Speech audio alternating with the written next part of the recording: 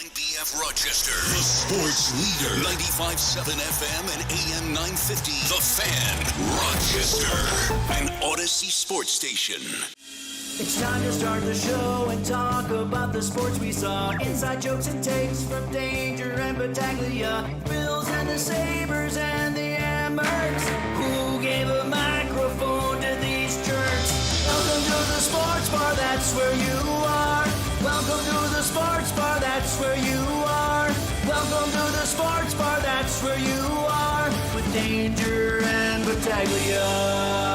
A hearty good afternoon to you as we welcome you on into the sports bar. Danger and Battaglia, glad you're with us on the Sports Leader, Rochester's only local sports talk show, 95.7 FM, AM 950. You can check out the stream.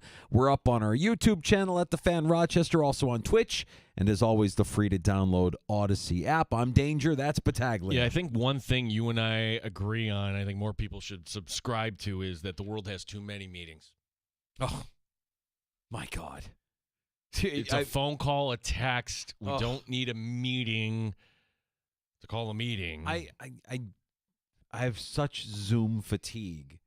Like, Zoom, for what it did when we needed it, was fantastic. You still remember the first Zoom you did during the pandemic when you got all your neighborhood friends or all your childhood friends together on a Zoom? Hey, we're all on a Zoom. We're all hanging out together. This virtual party, isn't it fun?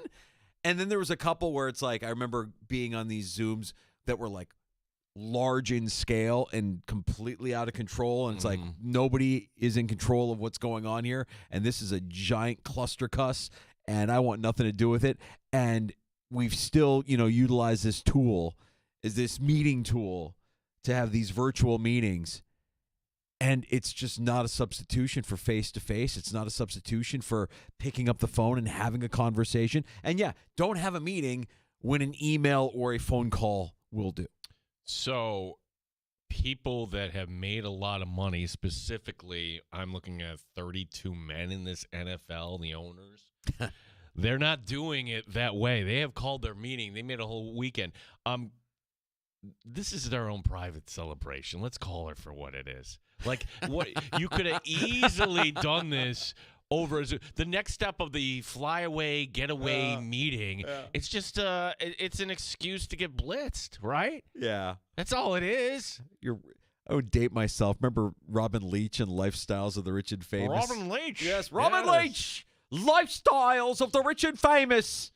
And you just imagine these billionaire owners exchanging notes on their wealth and their super yachts and whatever business ventures they have beyond just owning their NFL franchise. It's an exclusive club. These guys are aliens. We can't relate to them in any way, shape, or form. But some of us get the opportunity to brush shoulders with them this upcoming weekend at the NFL owners meetings. And one of them is joining us later this hour. That's our buddy Matt Perino from the Syracuse Post-Stand. Matt Perino, who is going to go down. The NFL owners meetings begin on Sunday.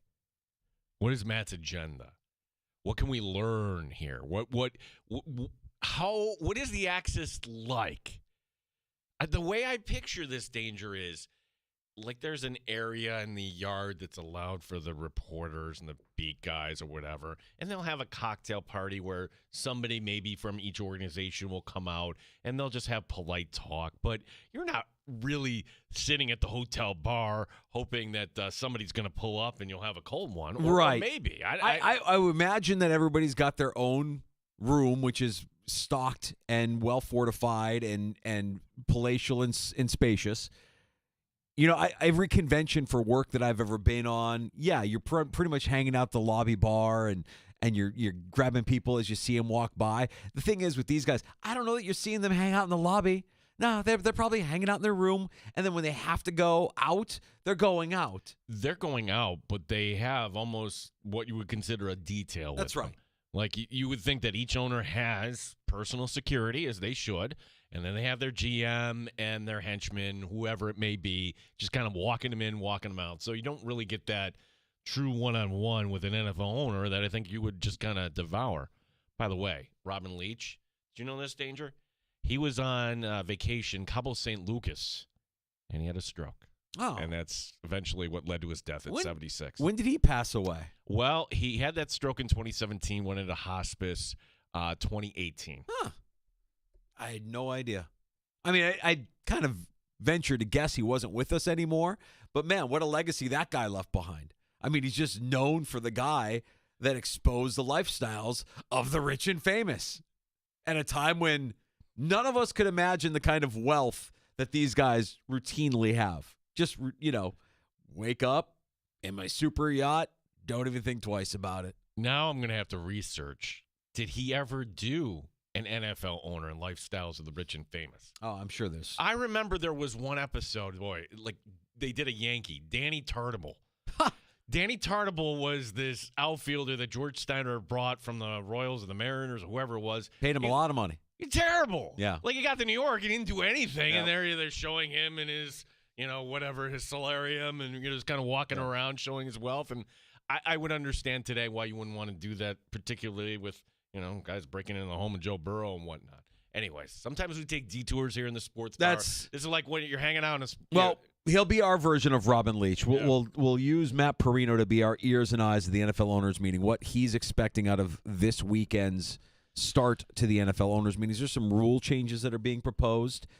And look, I venture to guess that there's business being done at the owners meetings beyond just the meetings of the game and the rule proposals, that there are some negotiations for maybe the framework of a deal on draft night, or a free agent that might be out there, an agent of a free agent that might be lingering about, trying to figure out who's going where. My secret wish from this weekend in the NFL owners meetings when they get underway on Sunday, I want Terry to drink Jerry under the table. Could get him to agree to the framework of a deal that gets Micah Parsons to Buffalo, to bring the Penn State guy to Western New York and be a part of this organization. I want the best player on offense and the best player on defense of the Buffalo Bills in 2025, ensuring that they win the Super Bowl. Okay. I think the first flaw in your argument, where I'd be on board with that. Any Bills fan would be on board with that. You have 21 draft picks in the next 2 years. Yeah, I hear you on that, but what's the premise of your plan here? You would drink Jerry under the table if you had an NFL owner rankings based on their tolerance. You're not putting Jerry at number one. He might. I think he has probably a tolerance for more than just alcohol. He probably has just a substance tolerance. Like, the guy is probably made of Teflon at this point. There's nothing that absorbs into that guy's liver. He'll die someday. They'll cut him open. Just steam will come out. Yeah, just nothing but hot air. Just made solely of hot air. There's nothing you can do to penetrate that guy's liver. He's just hot air. Yeah, I know it's a tall order. But that's still my wish for this offseason. I feel like we all gave up on the pursuit of an elite pass rusher when Myles Garrett said yes to the Cleveland Browns, when Max Crosby said yes to the Vegas Raiders. I still want the elite pass rusher, and there's one that's about to get extended that, you could maybe offer something that they can't get anywhere else. Well, and this is a point worth noting, that you would think that NFL owners, they have their own cliques. I don't know if Terry Pegula is in a clique per se, but I do know this. Terry Pegula does business directly with Jerry Jones. It's Jerry Jones's hospitality company that's actually handling the PSL sales. Wrap your mind around that. That Jerry Jones, when you're going to get asked for your PSL, is taking a damn commission off of it. Yes. Jerry Jones in the NFL. How does that money not stay in the States? They came up with a business plan to have a company that sells PSLs, a hospitality group that will sell the PSLs for NFL franchises building a new stadium. He's more of a stadium builder than he is football owner. So how do you think that conversation's going to go? Again, I'm throwing cold water on your plan here, but I'd have to imagine go something like this. Yeah, Terry, I'm looking at our numbers here. We are pacing behind here. You need to do something here. Well, I brought in some minority owners. Jerry is not happy with Terry at this point. So Jerry's upset because PSL sales may be lagging a little bit. And Of course. He's not carrying his weight, his end of the bargain. So what would get those PSL sales through the roof, skyrocketing? The addition of an elite pass rusher for your defense. You want PSL sales? I want Micah Parsons. Let's deal. We've got 21 draft picks. Here, Brandon, and then you hand it off to Brandon. Let Brandon go in there. Listen. And then Brandon goes in there and works out a deal, and the next thing you know, Micah Parsons is a Buffalo Bill. That's my pipe dream for the owners' meetings. Beyond all of the rule changes and proposals and goofy head coach picture that gets with Andy Reid in his loud Hawaiian shirt. All of that aside, yeah, I want business to get done. Let's get a deal done. Let's get that windbag Jerry Jones hammered. And let him know that if you want PSL sold in our area, we need Micah Parsons. Needs to get done. I mean, Micah Parsons in the new stadium, Micah Parsons on one side, Josh Allen on the other, in the new stadium. Come on. Who is the last person, if they do have a private bar? It's Jerry, right? Like, who's the one closing it down? I would say Jerry. I'd say the party goes up to the suites. Whoever's got the, I'm sure they all have suites, but who's got, like, the one suite, like the mother of all the suites? One of them has to have dibs on the mother of all the suites, right? And so that's the one, that's where the party is. That's where it all goes down. That's where the incriminating photos happen, and all the shady backdoor dealings. I've always called the Masters the celebration of wealth. I don't know. Maybe we should call the NFL owners meetings. That's really what this is. Yeah, so. I believe it is a celebration of wealth. I think that's the best way to put it.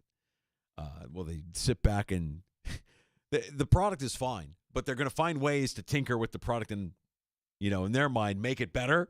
We'll see. We'll see. I mean, it's a hard train to stop. They make so much damn money, even they can't screw it up. How could they possibly screw up a good thing? They can't. So they probably won't do anything drastic during the owners' meetings. But I like to believe that business is getting done. We'll get clarity from Matt Perino. He joins us here in about 10, 15 minutes. We'll also be joined later on this afternoon from Mike Leone, Rochester Americans head coach. They take 2 of 3 from their 3-game and 3-day set last weekend. And what do they have in front of them? 3 games in 3 days this weekend. Yeah, it's the last time we're going to have that. So we get through this weekend.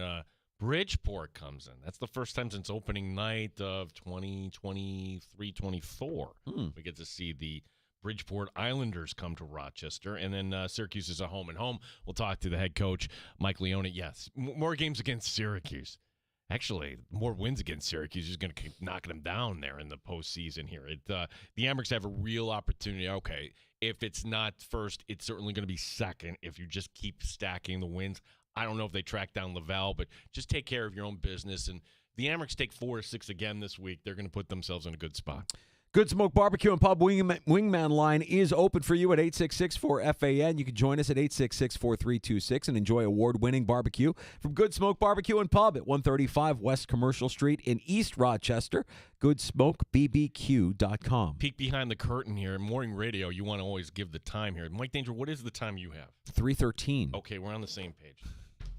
That was hilarious. Yeah, because yesterday the clock was off in the studio. Yeah, like on your end, and like all of a sudden, like, okay, and coming up next, we're gonna. I'm like, what? I went to break earlier than you expected. What, you got to go to the bathroom? What are you doing here? I went to break way earlier than you expected because the clock was like 7 minutes off. And I generally look at one clock. It's the clock on my monitor in front of me. There's other clocks on every computer screen around me, but that's the clock that I look at because I know that clock is synced up to the time of our network, the Infinity Sports Network. So I know that it's accurate. I know that it's to the second. And yesterday I'm looking at it and it said it was like, our normal break time. And I went to break and Gene's like, what are you doing? And I looked at another clock. I'm like, what the hell? This is 7 minutes fast on this clock. What happened? Yeah. So Today, we're on time. Today, Train is on time. everything is good. Keep the train on time. Yep. All right, the table is set as far as NFL news and notes goes for today. The biggest thing, I think, maybe the Titans holding a private workout with Cam Ward. If they're not taking him first overall in the NFL draft, they're sure giving the impression that they're going to, and that maybe a team that would like to have Cam Ward as their franchise quarterback and go up and get him. But as of right now, hard to imagine that Cam Ward doesn't go number 1 overall. Which, okay, I would suppose he's better than Will Levis, but that's not going to solve the problems for the Tennessee Titans, right? I just don't know that I'm as inspired by Cam Ward or Shedeur Sanders in this year's draft than I have been about any of the other quarter. I don't know. If you're expecting Cam Ward to do what Jaden Daniels did last year, I'd say pump the brakes. Or Shedeur for that Or matter. Shedeur, Yeah. right. I think that what you have in this year's quarterback class is some dart throws. And I say that almost literally tongue-in-cheek. Jackson Dart, maybe a guy that doesn't go early, but gets a chance somewhere down the road, or is a perennial backup. Shedeur Sanders, yeah, he's going to get a chance to be a starter. What is he? Is he going to be Jaden Daniels version 2.0, or could he be more like a Geno Smith, a late bloomer in his career? Who knows? Who can say? It just, going into this year's quarterback draft class, obviously, just doesn't feel as strong as some of the draft classes that we've seen here in recent years. Well, the funny thing is, like, now we've had how many drafts behind us? Some of them start to be reminiscent, and I don't know, Danger. I'm looking at the 1 year where, hey, everybody was saying in 2013, this isn't a year to take a quarterback. This isn't a year to be taking a quarterback. By God, Buddy Nixon taking a quarterback. E.J. Manuel. Yikes. Everybody had a 4th-round grade on the guy. You want to hear the other quarterbacks in this draft class? You had E.J., and then falling out of the first round and storming off the set because he waited around all night. Do you remember who that was? Had to wait till round 2. Still in the league today. The only quarterback still in the league today, and actually he's still a starter in this league, Geno Smith. I'll give Geno Smith credit, but he went to the Jets. You had the neck Mike Glennon going in the 3rd round, Matt Barkley in the 4th round, a Syracuse quarterback named Brian Nassib. I remember that guy. Landry Jones being the other really only name at the quarterback. So, like, some years you're just going to come up snake eyes. And I just have the feeling that for any team that does this, you've got to have another plan. And I'm looking at the Giants, Danger. It might not be the great plan here, but you're going to bring in Shedeur. Is he going to be ready theoretically, or are you going to go to Jameis? Or are you going to go to the 3rd option? I mean, you got to go to the 3rd option. All right. Well, Big idea, Tommy Godlitz. No, I think you got to go with Shedeur. Who gives you the best chance to win if you're the Giants? Shedeur, Jameis, or Cutlets? I think it's probably Shedeur. I think it's the athleticism of Shedeur. Jameis is learning a new system. He's coming in and working with Brian Daboll for the first time. We know what Jameis is at this stage of his career. Yeah, he can get you some touchdown passes. He's also going to be reckless with the football. They can't afford to turn the football over in New York. Well, the middle ground here being when we got to opening day last year, you had one team that took a quarterback but didn't start in week 1. And, like, when are we going to see Drake May? Oh, he's not ready. He's not ready. Hey, we beat the Bengals. See, we could do that with Jacoby Brissett. Yeah. And eventually the Patriots did the smart thing and turned it over to the kid. No, they didn't win any games, but they kind of learned along the way. If Tennessee takes Cam Ward, why waste any time? Put Cam Ward in there right away. If the Giants take Shedeur, I'm going to reserve judgment until training camp. I think if they take Shedeur, he's your week 1 starter. I think you have to. With that kind of an investment, a top 5 pick, you want him out in the field, and if he gives you the best chance to win, and I believe that he probably does give them the best chance to win games because of his athleticism, I think it's Shedeur. I think it's Shedeur over Jameis all day. I think Jameis is there at best to be a bridge guy, but I don't see him being a bridge guy if it's Shedeur. And he's a backup I don't know. I mean, have they completely closed the book on Aaron Rodgers in New York? Is that we don't hear about it because we feel like, oh, it's just a foregone conclusion that he's going to end up in Pittsburgh. I read something today that said, "Oh, you know what? Don't be surprised. The Vikings circle back around." I'm like, okay, we are in total silly season. Yeah. The story's on ice. If Aaron Rodgers is going to make a move before spring camp opens, it's going to be on draft night or somewhere around there because that's who he is. Yeah. Well, that'll be interesting. But I still like Rodgers with the Giants more than I do with the Steelers, even though if he goes to the Steelers, we said this yesterday, I think he's probably the best quarterback they've had since Big Ben retired. And yet everybody doesn't want him in Pittsburgh because they know it's more of a culture thing than it is a talent thing. And from a talent standpoint, he gives them something they haven't had in a while. But from a culture standpoint, I would give Mike Tomlin the benefit of the doubt. I think the culture of that team and the crazy that's been in that locker room has been masked pretty effectively by Mike Tomlin through his time there. But I would say this, like his time's running out, Mike Tomlin. The Steelers aren't the franchise that fires head coaches, but if you putz around this year, I don't know. If he's making the postseason, I don't think he's losing his job. If they make the postseason and lose again in the first round, like they have, I don't think he's losing his job. If they sputter down the stretch the way they have, but they still find themselves in the postseason, they find a way to beat Baltimore or beat Cincinnati, I don't think he loses his job. I don't know. I think to myself, if Tomlin gets let go from the Steelers, it's going to be because he wants to be out of Pittsburgh and he's done coaching, very much like Howard. I don't think there's another team, because other teams would line up for Mike Tomlin immediately. They would probably make it look that way. The Steelers would make it look that way. Like you wouldn't have like Black Monday. Oh, my gosh, here's the firing around the league. And right. I just think to myself that if Tomlin were not the Steelers head coach, that there would be other teams lining up to get him to be their head coach, unless he says, I'm done coaching, I'm retiring. But it wouldn't be the Steelers. Yeah, I agree. I don't think the Steelers, they don't want that. Matt Perino covering the Buffalo Bills for the Syracuse Post-Standard, preparing for a trip to the NFL owners' meetings. And we'll let him be our ears and eyes and let him tell us what he's expecting, what his agenda is. Oh, coming up in the sports update, Danger. Big night in Buffalo. We went a whole 22 minutes without even that's a tease that guaranteed not to work. Yeah. We'll get to that sports update, and we'll talk to Matt Perino of the Syracuse Post-Standard joining us next on The Fan.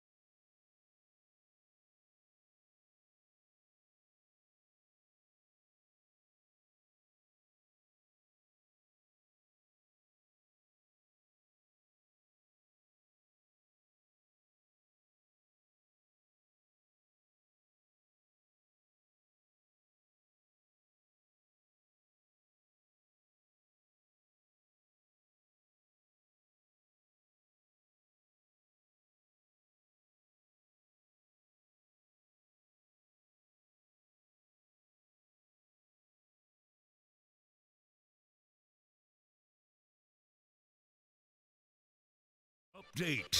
Dylan Cousins returns to Buffalo tonight. He's now a member of the Ottawa Senators. Puck drop tonight at 7 here on The Fan. We'll talk to Amerks head coach Mike Leone in the 4 o'clock hour. Amerks are back home Friday night against Bridgeport.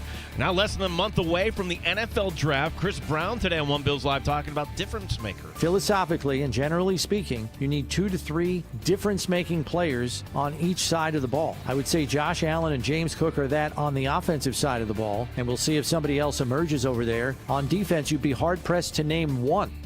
Matt Perino, Syracuse Post-Standard, and the Shout podcast will be joining us next year in the Sports Bar. NBA tonight, Jimmy Butler returning to Miami. First time since the trade. Golden State taking on the Heat. Opening day in baseball coming up on Thursday. Gene Battaglia, the sports leader, 95.7 FM and AM 950, The Fan, Rochester. Straight up with no chaser. You're in the Sports Bar with Danger and Battaglia on the sports leader, 95.7 FM and AM 950 The Fan, Rochester. Now, however you want to describe it, Gene likes to call it a celebration of wealth. I believe that business does get conducted at the NFL owners' meetings. Of course, they will have their actual meetings when they talk about rule proposals and, you know, the state of affairs with the NFL. One guy that we know will be on site, soaking it all in, our ears and eyes at the NFL owners' meetings. That's Matt Perino covering the Bills for the Syracuse Post-Standard. Matt, tell us a little bit about what that's like. I mean, you're rubbing shoulders with NFL executives, coaches, team execs. You know, the NFL owners' meetings, you know, we kind of view as almost like a celebration of wealth. Like, it's their party, and you know, there will be some business conducted, but it's also a good time. Welcome back into the Sports Bar, buddy. Hey, how's it going, guys? Yeah, no, it's a unique event in that way. You're right. It's like a lot of the movers and shakers of the NFL getting together at one of the most expensive hotels in the country. I mean, you walk around the side of the breakers. They change it around every year. It's pretty spectacular to see. The party that they put on for everybody on Monday night is pretty cool as well. But, you know, from my perspective as a reporter, it's a nice opportunity. Like, if you put it up against the combine's great. You get to see scouts, agents, team folks, former players, current players. Like, there's prospects. It's great. But to me, this is a little bit more of a low-key event that gives you a little bit more face time with, you know, Brandon Beane, Sean McDermott. We'll meet with them. And it's a smaller media contingent. So, like, the media contingent that's out there from Buffalo is smaller. And then how many people, when you have the opportunity to go talk to everybody, how many people are coming over to talk to the Bills? You know, like, it's not very much.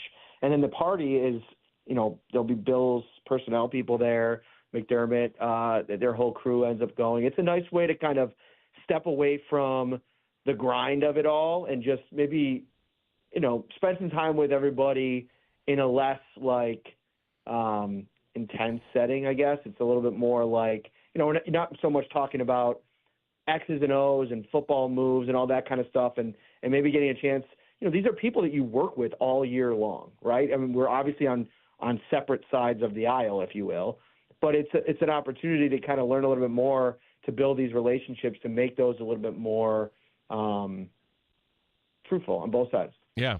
What is that spread like, man? I'm assuming open bar. What is that Monday night event like? What can you share? I would imagine there are some things probably off the record, but for those of us that live vicariously through you, what's it like? Yeah, I think that first of all, the spread, and they got like little stations for food, and so you kind of walk around and mingle.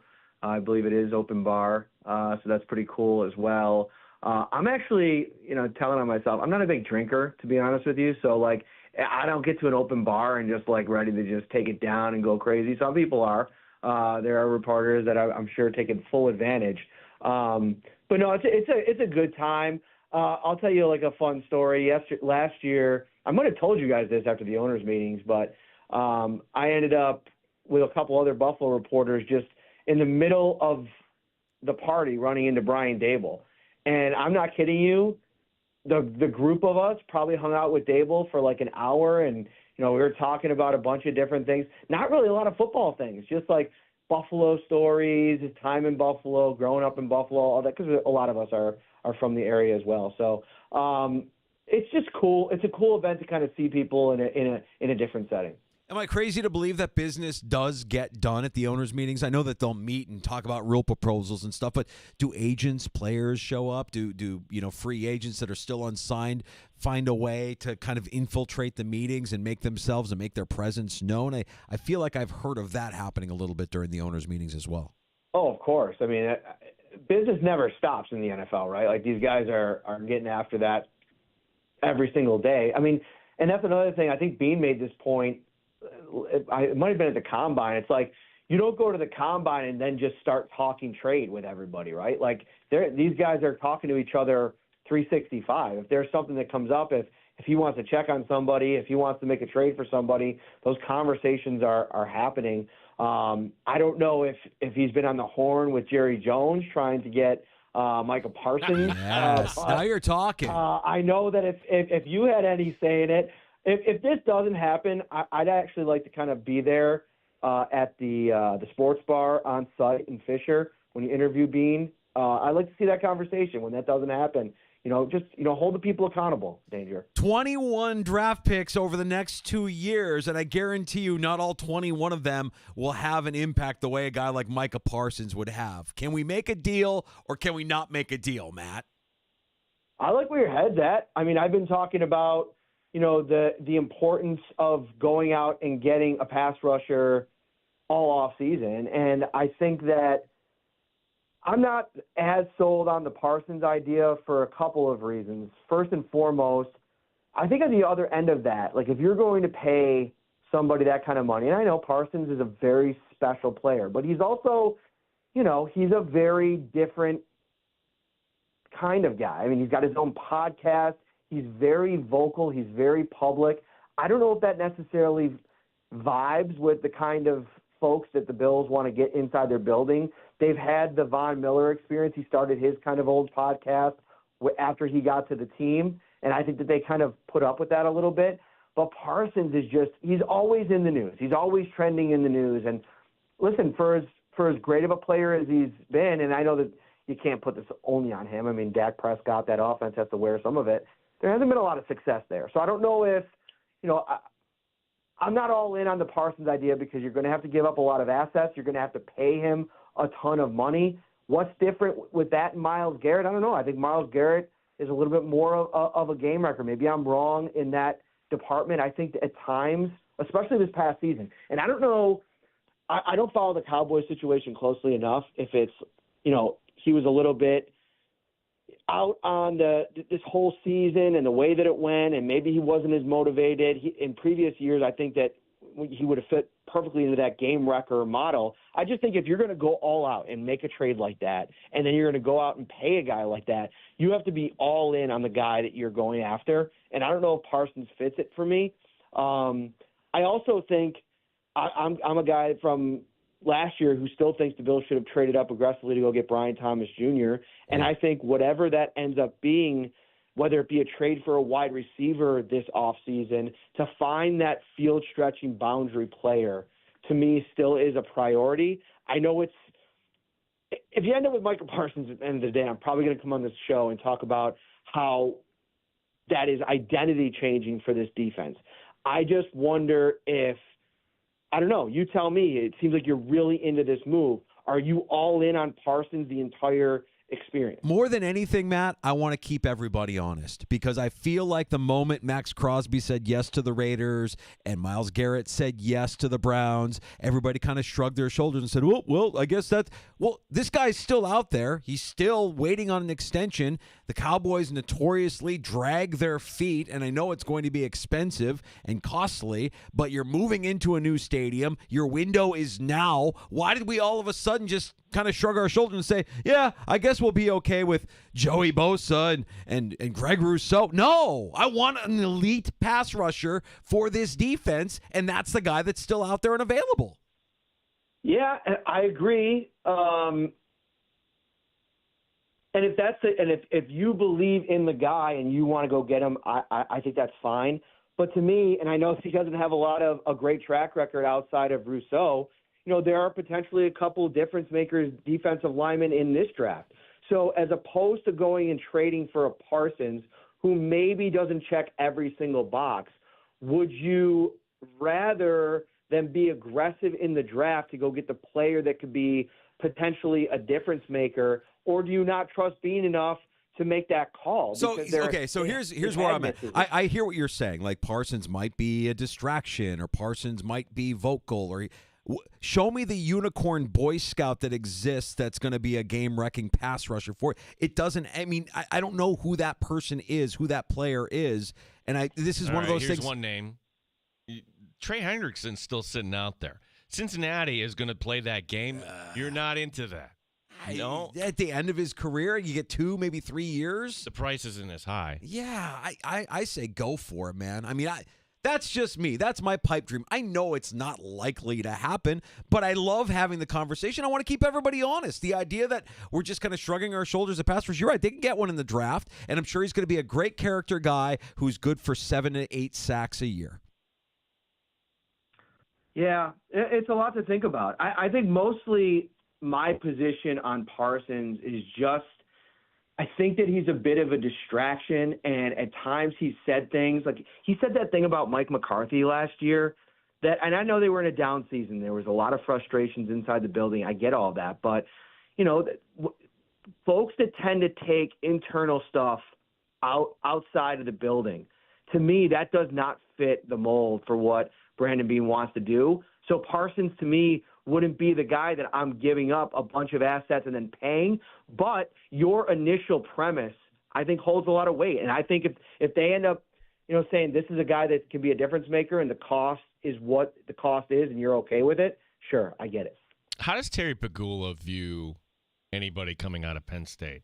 I mean, he gave all that money to start up the 2 hockey programs, all that money for that arena. I just, if we're talking hypothetical, I'm just wondering if that is, that's certainly a move you got to run by the owner. And I'm just wondering, how deep are his ties to Penn State? I'm not sure.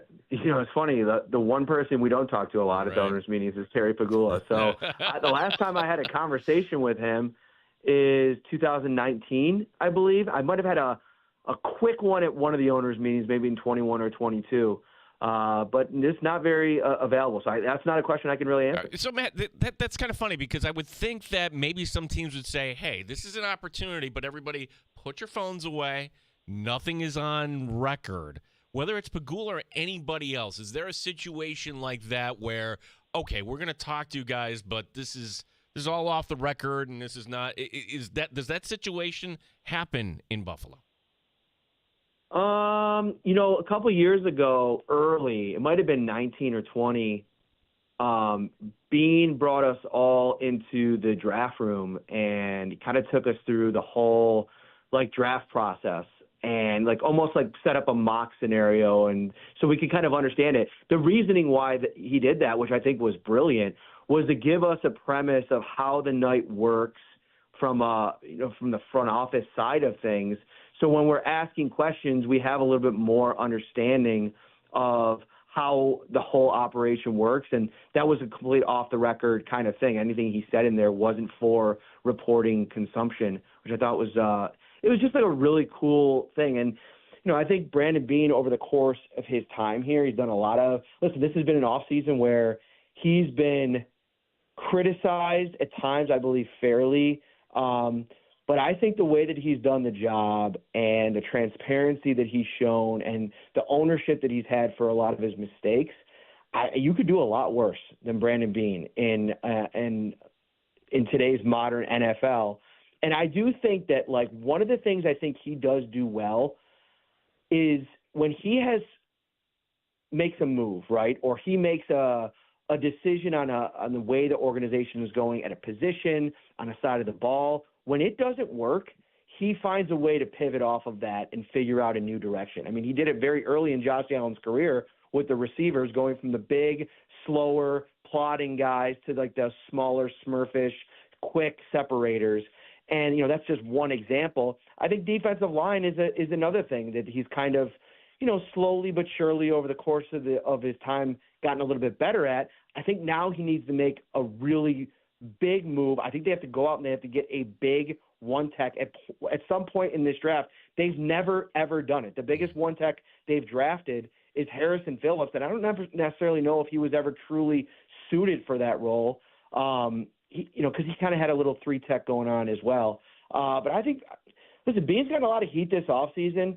I don't know, man. I think that there's been a lot of sustained success for this regime, this organization led by him. And I also think that the draft, and this is just something like, you see all the social media content and, the conversations back and forth, which is great. And I have this insider text line with Ryan, so we see a lot of the discourse about it. For people that get really hung up on some of the draft misses, I think that sometimes what's left out are some of the really big smashing draft hits. I was at lunch today talking about, where things are going to be next year and some of the other teams and the movement that they're making. And we got talking about like the tackle situation offensively for the Bills with Dawkins and Spencer Brown. If you look at the elite quarterbacks in the AFC, none of them have the tackle situation that Bean has built in Buffalo for Josh Allen. None of them. And I think that that's about as important a thing as you could kind of figure out on a team and build it out. That's huge. And I know you didn't draft Dawkins, but finding Brown, like contractually getting them done long term, those are big pieces. I know this wasn't your original question. I'm kind of on No, a it's tangent fine. here. No, it's Part of it fascinating is to me. just because of the conversations I've been having. Yeah, Yeah. well, and I think it's fascinating, too, because, look, the draft is now less than a month away, and we feel like the owners' meetings are a little precursor to what we can expect come draft night. And when I look at what we're discussing here, whether you're talking about their need for a dominant defensive tackle, I look at the glaring hole at corner, and Sean McDermott made his hay in the NFL as a defensive coordinator with an elite corner at his disposal. I know that we like Christian Benford, but what about corner? What do you think? Do you think that nothing happens between now and the draft and it's solely on drafting a kid? Because it's less than inspiring as far as what we have right now in that roster, short of them saying to Rasul Douglas, yeah, we'll bring you on for another year. Yeah, I think the Rasul Douglas, outside of maybe a veteran minimum contract and no promise to start, I don't see that, like, them running that back. And I think Dane Jackson was, the more I kind of sit and think about this, is probably a scenario where you go and it doesn't really go well for you elsewhere. You've had all this success. You're a team-first guy. You're willing to take that backup role with an opportunity to compete for potentially more, but while knowing you're probably going to be a backup. But they feel comfortable with him in that role. But you're right. The cornerback situation to me right now is puzzling. They kind of sat back and aggressively attacked the defensive line, which I think rightfully so. I think the vision that I think that they have for Michael Hoyt and the chess piece that he can be, to me, is really interesting.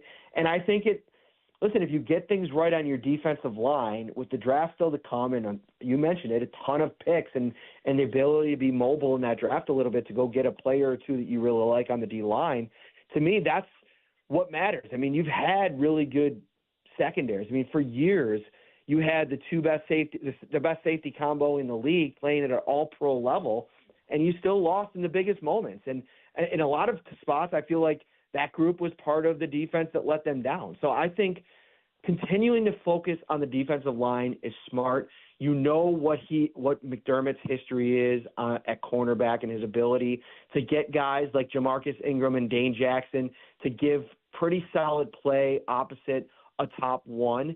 I wouldn't be surprised if they do another move, but I also think, listen, you got 11 picks or 10 picks, whatever it is, spend a couple. Go get a couple of guys that you can bring to camp. And if you got to cut one, you have to cut one. But at least if you find another starter out of whatever you draft at boundary corner in this draft, so be it.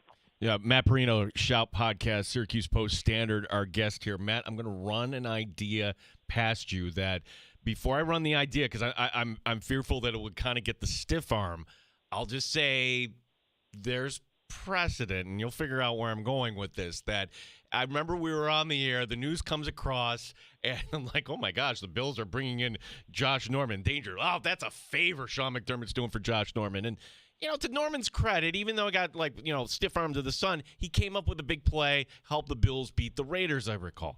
And then the following year, they bring him back for the practice squad. He gets elevated, Josh Norman.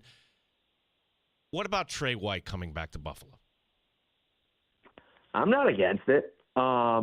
You're running out of options, to be honest with you. So I feel like if he does have anything left and you believe he has anything left, he knows the defense. He has a built-in relationship with, a ton of people on this coaching staff already. As another guy to throw into the mix and see what he looks like now, 2 years removed from the injury, that's the key part of it, right? He's going to be 30 years old. I believe he turns 31 in season, if I'm not mistaken.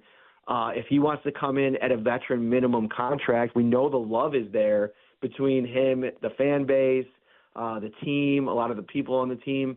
I think it would be a cool story.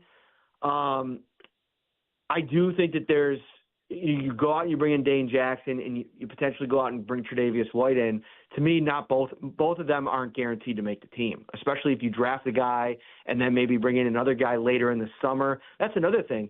If you remember a couple of years ago, it was June 1st when the Bills added Leonard Floyd, who ended up being one of the most, high-profile free agent additions that Brandon Beane's ever had. And that was a guy on the, people weren't even thinking about him. So maybe there's somebody that gets released after the draft to clear some cap space, or maybe even later into the summer that becomes a cap casualty during training camp or preseason that we're not even really thinking about right now. And it doesn't do anything to make anybody feel comfortable about the cornerback position, but that is something that they've done in the past where they've looked to add to the roster, even into the season, maybe looking at a trade deadline deal or something like that. Now, Matt, I'm going to put you on the spot here a little bit, and I'm only asking because I wish I knew the answer. Maybe you have a better shot at answering this than I would, but with free agency now kind of well underway and with some lingering guys still out there, in 2026, do the Bills, are they lining up for any sort of compensatory pick? I mean, the Mac Hollins signing is one off the top of my head, but they've signed many of their own guys, which would kind of eliminate them from anything extra in next year's draft, correct? Yeah, no, I don't think that they're going to be in play for that. I know a couple of the guys that they signed don't factor in. Ogunjobi and Bosa were released, so they don't count. Hoyt and Joshua Palmer will be the two big-ticket items, and I'm not sure anybody signed away from them that would even equal either of those. So I don't think they're going to probably be in the comp formula. Some breaking news here, not Bills related, draft related. Isaiah Bond, the other Texas wide receiver, if you guys just saw, ran a 4.35 unofficial 40, according to Dane Brugler. Watch his draft stock absolutely soar, because everybody's been talking about Matthew Golden, the kid out of Texas. I mean, Dane Brugler, going into draft season, before the combine, I saw Golden not even in mock drafts, and then the latest Jeremiah, he had him at 12 to the Cowboys. So he's going to probably go high. But what if this is a situation like Chris Olave and Garrett Wilson a couple of years ago, where you have two really good wide receivers that end up going, and maybe if you're the Bills, one of them is in range. I mean, nobody's talking about Bond as a first-round draft pick, so maybe that's somebody that you can look into trading up in the second round to get.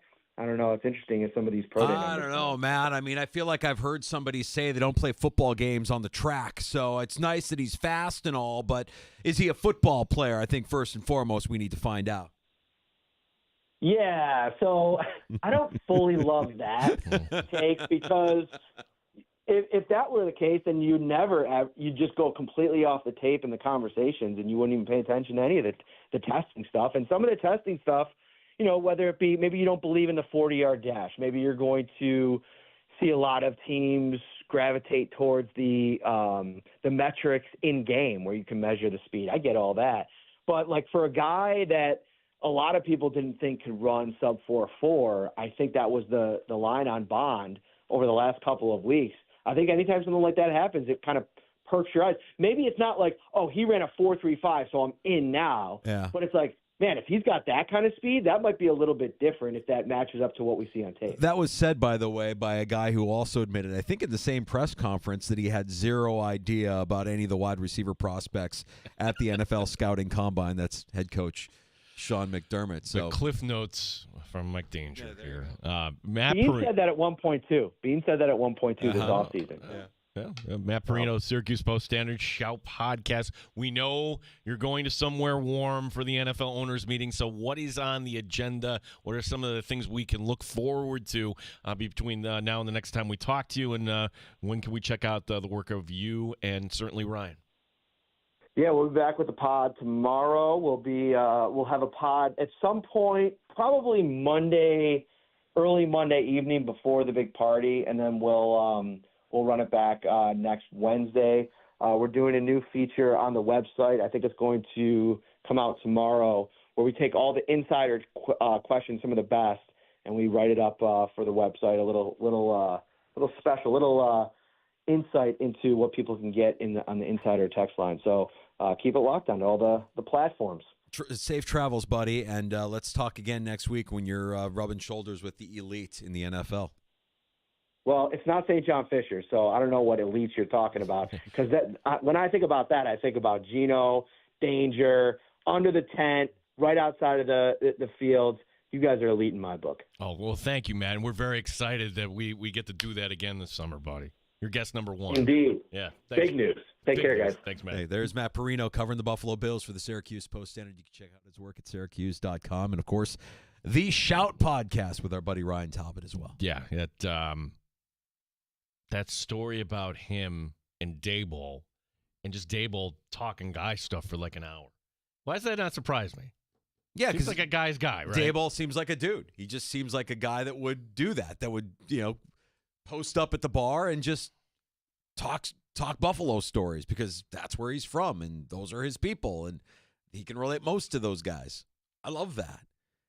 And it doesn't mean that he's a good NFL head coach. It just means he's a good guy. And I kind of like that I imagine Sean McDermott's a good guy as well, but maybe not the guy that's going to sit around the bar with media and spill stories about his time growing up. But that seems like a very Daboll thing to do.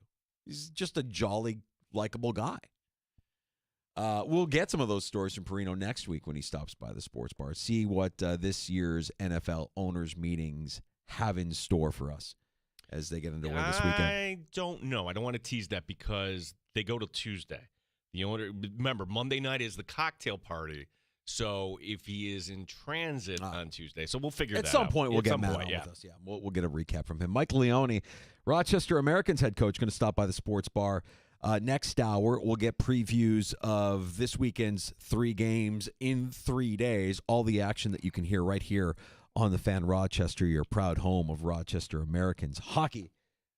Coming up next, Gino, we spent some time yesterday, fresh off of the first 2 rounds of the NCAA men's basketball tournament, talking about the lack of Cinderella. And I have some evidence that might prove Cinderella is highly overrated. I'll explain.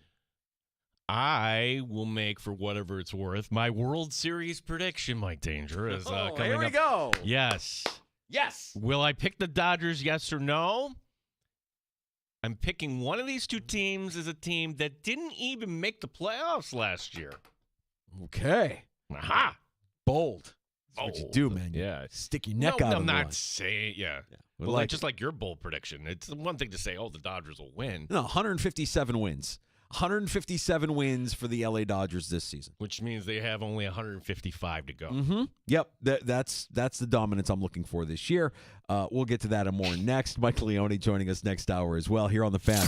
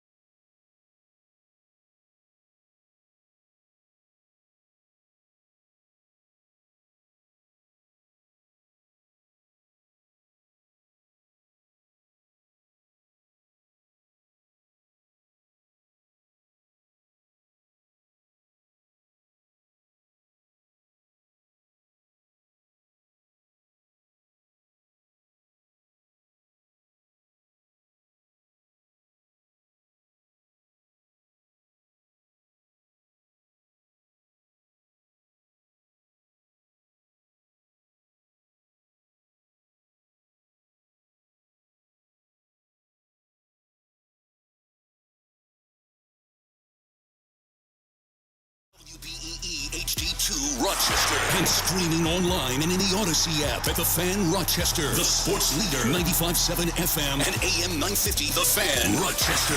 An Odyssey sports station. The Fan Rochester. Sports Update.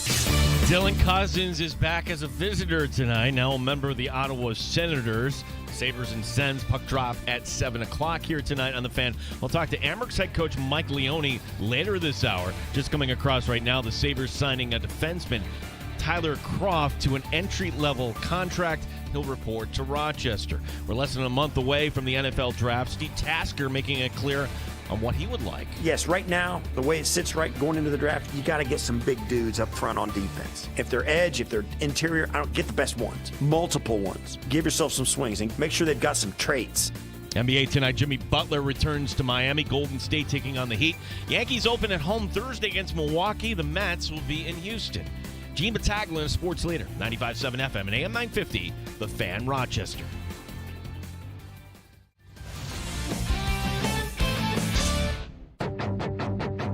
The Sports Bar with Danger and Battaglia. USC women's hoops losing Juju Watkins to a torn right ACL. JJ McCarthy. Let's go! Mike Danger. Gino, Cinderella is dead.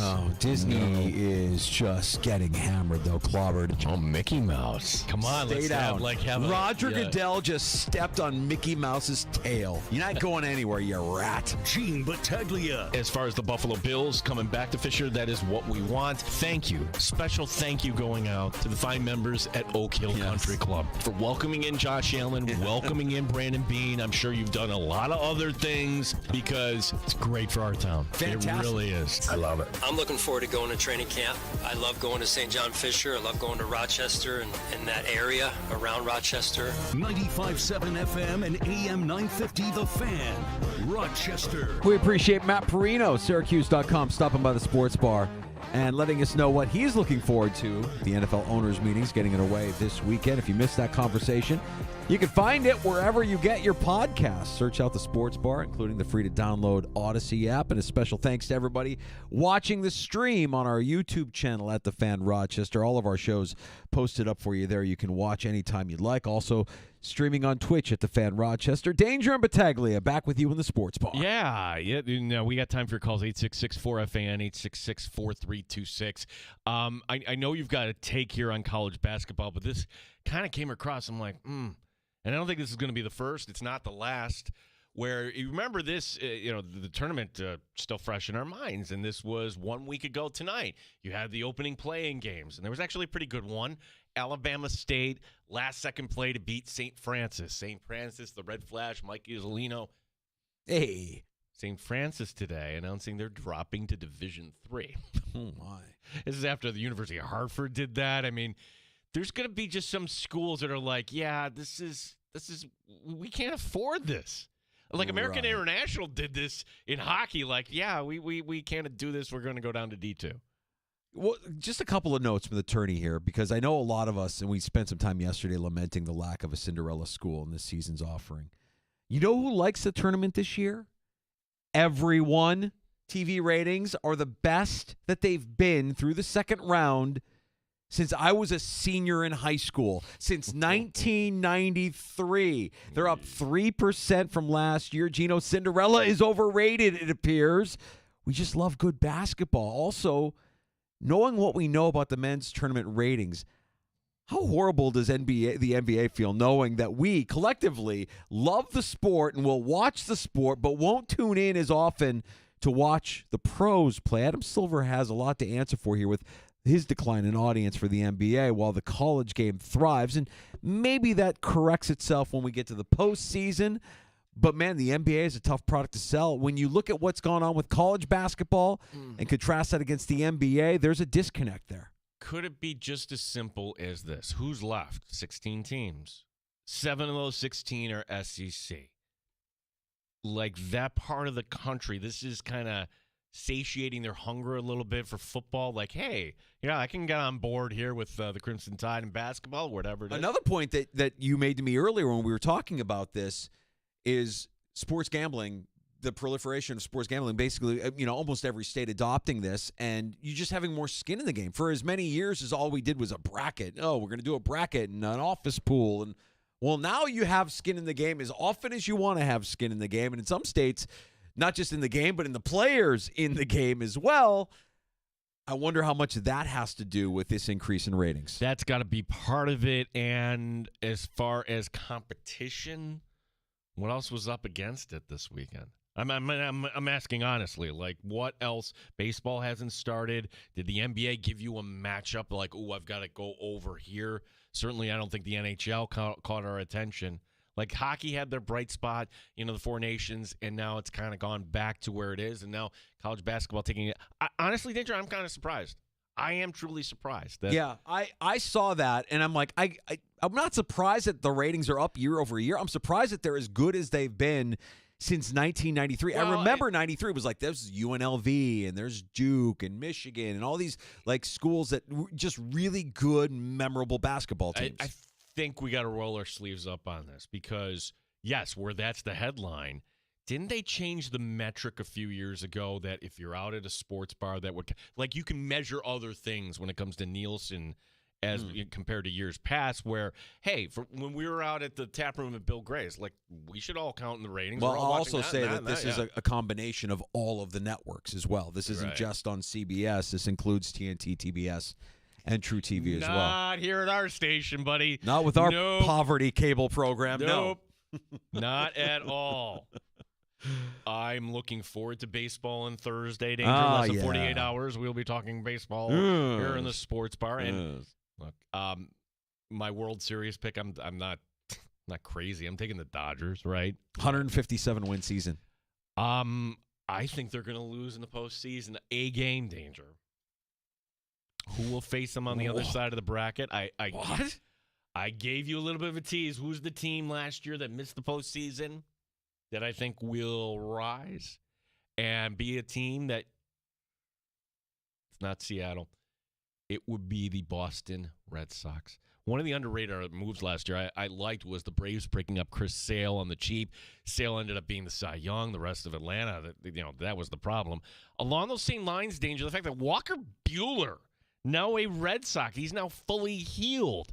And he could be the third guy in that rotation, and he was the odd man out in L.A. Garrett Crochet right at the top. Yeah. That was a cheap pickup. If Duran takes another step forward, I mean, he's got that ability to be kind of an MVP type of guy. That lineup is as solid as they come. The Red Sox win the American League East. Boston reps the American League. And all of America will be pulling for the Boston Red Sox in the World Series in 2025. Mark my words. Calling my shot now, Danger. Boston will win one game from the Dodgers. It'll be the Dodgers in 5. And we will say, yes, we'll be so happy about that. All right. So it's Boston in the World Series, not the Yankees, and it's the same outcome, Dodgers in 5. I'm meeting two types of Yankee fans. One Yankee fan, the world is ending. Like, oh my gosh, what are we doing here, this team? I don't like it. The other Yankee fan, we're the Yankees. Are you kidding me? We've got Fried. We've got this young talent. Everything is fine. Mm-hmm. It's somewhere in between. Along those lines, I saw this. This is more in regards to your team, the Mets. Did you see this 5-borough mascot race that they're going to have at games this season at Citi Field? No. Oh, Gino. I mean, 5-borough. Yeah. So Brooklyn is a pizza slice. Manhattan is a skyscraper. Staten Island is a ferry. I was going to say, Staten Island is known for the dump. Garbage truck? What? You get the trash heap from Fraggle Rock running the bases. They get the ferry for Staten Island. The Bronx has a giraffe. I was going to say the zoo. Queens has the subway. And Gino, I, for one, find it absolutely adorable. I hope they conduct a race when I go to Citi Field in May. I'm sure it won't feel anything like a minor league stunt in a major league city. They do this in Washington. The founder of this was in Milwaukee. They do the Flash in Atlanta. I know, it's so much fun. So adorable. Okay. For 10-year-olds. Of the fun fan base. It's like you're like the Bills are the fun fan base. Why can't you identify with this? Like I loved it that you and every other, I'm going to say it, baseball snob.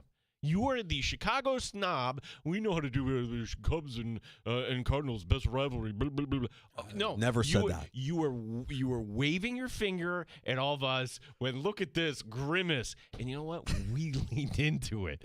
No, you're not going to do that. That's ours, and he became our guy. You can have Grimace.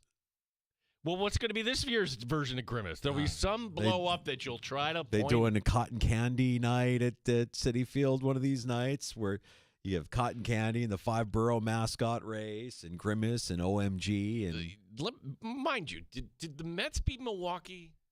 yeah, they did. Did they beat Philadelphia? They did actually. Ah. Well, we'll see how it goes. Did they win as many games as the Yankees against I'm the going. Dodgers? I'm going to Citi Field at the beginning of May, and it sounds like this is going to be something I'm going to have to document and share with everybody who doesn't get the chance to go to a Mets game. I'm going to document and share the 5-borough mascot race. That's if I'm coherent enough to remember to record it while I'm at the game. And just a programming note, on Friday, April the 4th, I will not be here on the sports bar that day. That is because I'll be in New York. It's opening day for the New York Mets, taking on the Toronto Blue Jays at Citi Field. And I'll be at the Museum of Modern Art while that's going on. At least danger. This is what I heard. And this is Joey Kipchoge giving me when I told him the story. Joey Whalen, Joey Whalen, that's our guy. Yeah, the run in the green, like tore What it do up. you do? 4.5-minute mile? No, it gets crazier than that. Does a 4.5. Okay, but he really can't stick around. This was the St. Patrick's run. He gets in an Uber to get to the airport to catch his flight because the very next day he ran the half marathon down in the city, New York. Oh, my God. I'm like, why? Why would you do that? I'm training. He's training for Boston. Why not? Yeah. You know why you do that? Why not? Why not? Because I can run a 4.5-minute mile. What do you mean why? Why would I do this? You can't do this. I can. That's why I will do it. Joey Whalen, member of the sports bar community here. He lives in Webster, and he was in the U.S. Olympic trials for the marathon. So, look, Joey, keep going, buddy. Come on, we're behind you 3 years. When's Boston? Boston's got to be coming up here soon, right? Is it like 3 weeks? Yeah, Patriots Day. Yeah, 2 or 3 weeks. Where was I? Oh, yeah. I'm not going to the Mets opener, but going to the Museum of Modern Art Danger because I learned from Joey they have a rooftop bar there. Okay. And this rooftop bar is the place to be, and you can only get in with the admission, which I've already paid, and it has this nice view of Central Park. So rooftop bar, is that where you hold your fantasy baseball draft? Is that where Blondie's is located? No, that's on West 79. Hey, everybody. Welcome to the rooftop bar here at the MoMA, and we called ourselves Blondies under the umbrella of the MoMA. Don't tell anybody, but we got shade on stage 3 and quarter wings for our friend Gene Battaglia from the sports bar. Something like that. Marriage. Continuous negotiations. Yeah, and usually I throw them back at draft day, but if the executive producer is going to be there, nope. Continuous negotiations. Got to take your foot off the pedal just a little bit. I'm hearing Matt Perino be so responsible, like, there might be an open bar, but that's not really for me. He treats his body like a temple. Yeah. I mean, like, we're at this stage of our life now where it's like, whatever. Yeah. Here's what I got on deck. Yeah, I mentioned the Citi Field excursion at the beginning of May. My niece turns 21 at the end of April. She's Penn State. Going to Penn State for her 21st birthday. What do you think that's going to be like? I'm going because she wants us there. Like, most kids turn 21, they want nothing to do with family around. You will be at the college bar and you will be the old fart. I'll be enabling is what I'll be doing. I'll be an enabler. And then the following night, that's a Friday night. The following night, me and my animal friends are going north of the border to have our faces melted by Metallica in Toronto. Oh. Yeah. Okay, so, boy, I guess you could just get up and you can't A lot of driving. A A lot of car time on that Saturday. So I'll have to keep hydration levels high, keep my awareness high, ready to have my face melted because I haven't seen Metallica in years. And kids. Age is just a number. It's not a performance level. Mentioned this in the update. He is a forward, Tyler Koff, a 2-year entry-level deal. This is a time of year where top prospects in college, they've used up their eligibility but not drafted. Maybe you can find kind of a diamond in the rough, and this is somebody that I guess a lot of teams are in pursuit. Goes to Buffalo. He's going to be in Rochester. So we'll get the initial thoughts here of the head coach Mike Leone. Yeah, Mike Leone joining us, and a 3-game and 3-day set ahead this weekend. You'll hear all that action on the Fan Rochester. We check in with the coach next on the Fan. You're listening to the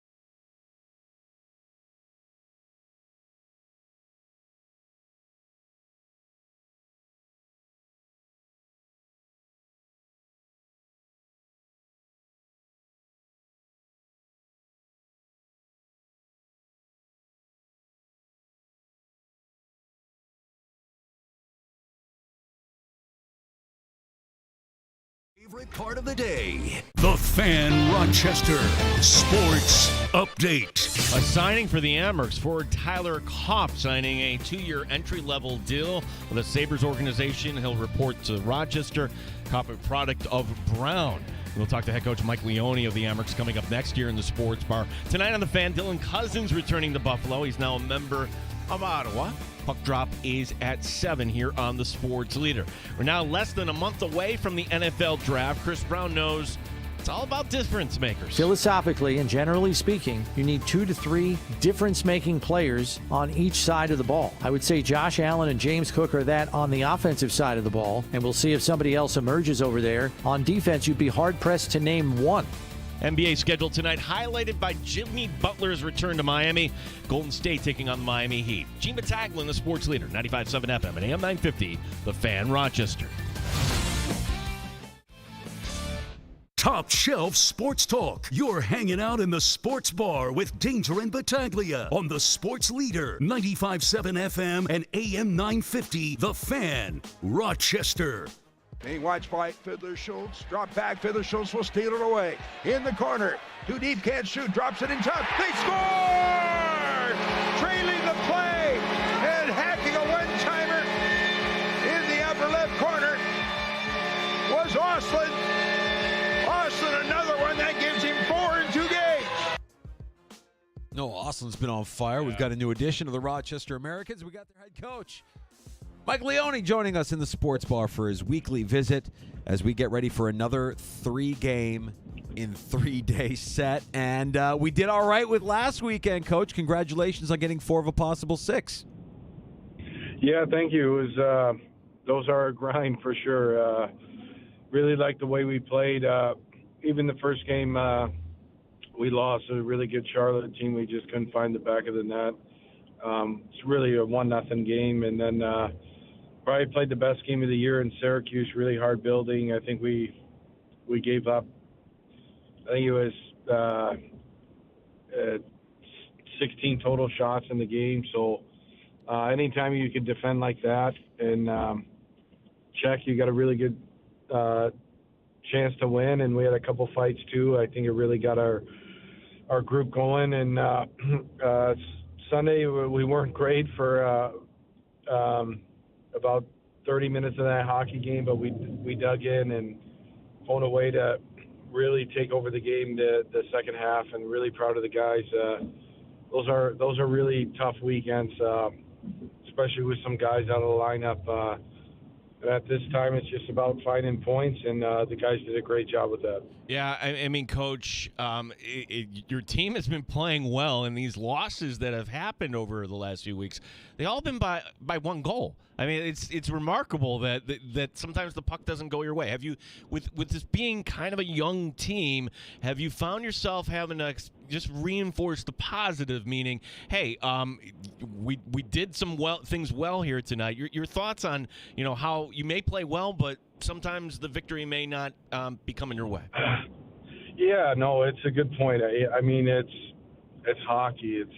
It's 72 games. It's an extremely long season. I'm more big picture as long as our team plays.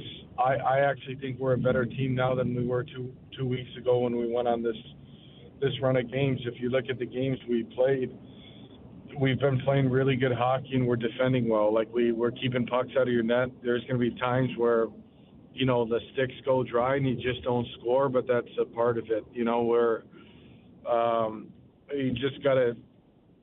I think our group is playing really, really good hockey.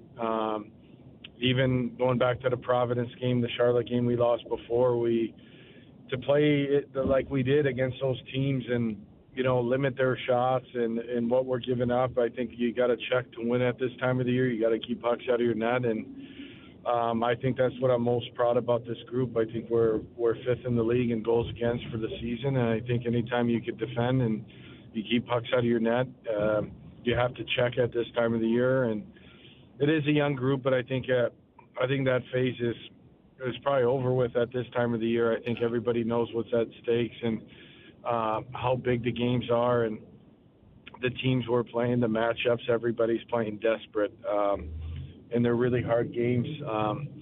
yeah, I really, really like the way we're playing, and just the physicality that we're playing with. We're engaged, and those are really big, heavy teams. If you look at Charlotte's D-Corps, they're probably 6'4", 6'5", 6'6". And a guy 6'7". Like, those are heavy teams, and we didn't get pushed around. I think that's what the biggest thing I took away from as their coach this weekend. Amerks head coach Mike Leone, our guest in the sports bar, Danger and Battaglia, and mentioned in Gene's update, Coach, that Tyler Kopf has been added here, a 2-year deal, entry level, and we'll see him here in Rochester. So your young team getting a little bit younger, and I imagine when you're talking about this stage of the season where everybody kind of knows what they are about and knows their role, this has got to be a challenge for you to balance the development of younger talent while you still have that veteran leadership and in high-pressure situations like you're experiencing here down the stretch. What's your plan for working with a newcomer, somebody new to the team that comes in that you have to develop? Well, I think at this point, I think he does have a lot of experience playing college hockey. I think college hockey is a really hard game, and you could argue the league that they play in is a really checking league. It's big, heavy. If you look at some of the teams that are in that, Cornell, and they got a lot of guys that eventually play in the NHL. So I know, I think our guys did a great job of, I know they want to get bigger and heavier, and he's 6'4", he could skate. I watched a little bit of him on video, but I think at this time of the year, it's, if we feel he can help our lineup right away, he's going to play. I think that's the messaging to him and his representatives. He's not guaranteed anything, but we feel if he's helps our lineup at this time of the year, you got to take someone's job, and I think that's good too. The competition to have on your team where guys are fighting for spots. I think that's what drives culture, and I think that's what drives development. Is nothing's going to be given; you got to earn it. And we had a great conversation. It was the first time I spoke with him today on the phone, and he understands that. I hope he gets a chance to play, but we'll see how he does in practice and then kind of go from there. Yeah, we're talking to head coach Mike Leone, the Amerks. And, Coach, this is it's behind you. This is the last one, I promise. 3 games in 3 days coming up Friday, Saturday, Sunday.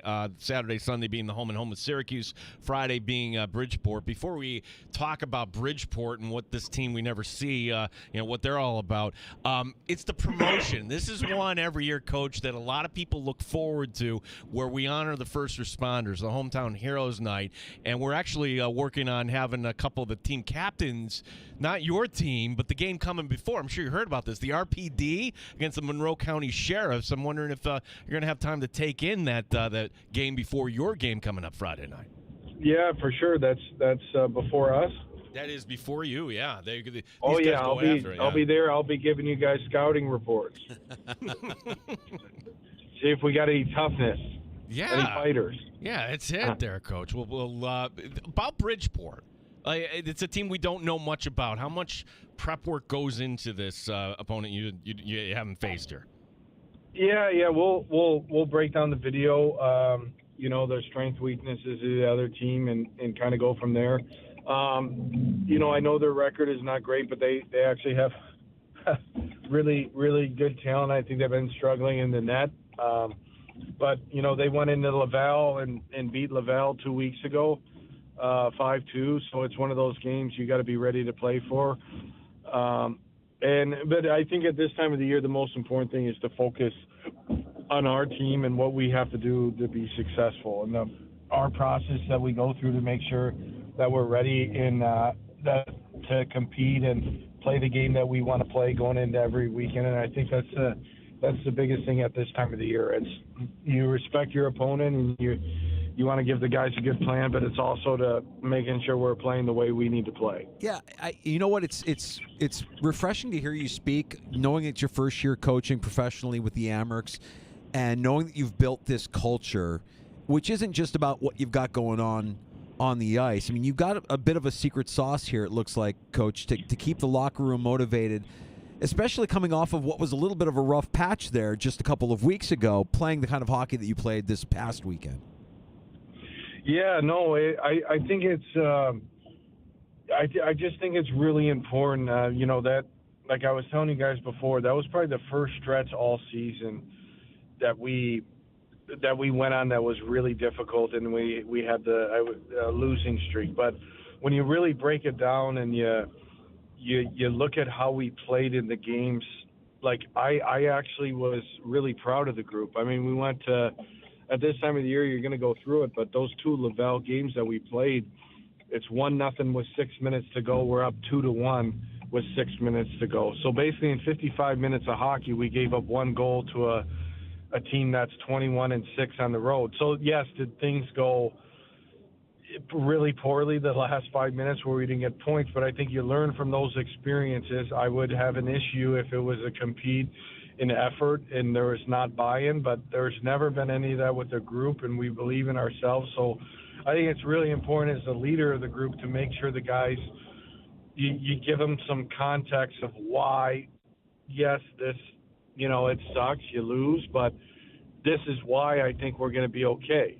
It's just we went rogue for about 5 minutes in those games, and even the Charlotte games. I mean, just great hockey games. Yes, we didn't win, but like great games. And I look at the playoff style of hockey that we played in those games against a big, heavy, if you look at their underlying numbers, they average 36 shots a game and give up 21. And I think we gave up 39 shots in the two games we played them.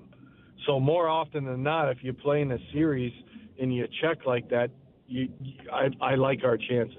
Coach, I know that it's difficult. I'm going to ask you this question. It's not a time right now for reflection, self-reflection, but you're number one here in Rochester, and you've had, it's been a fun ride. Who knows where it goes, but what's the one thing you've learned here so far, coaching at this level?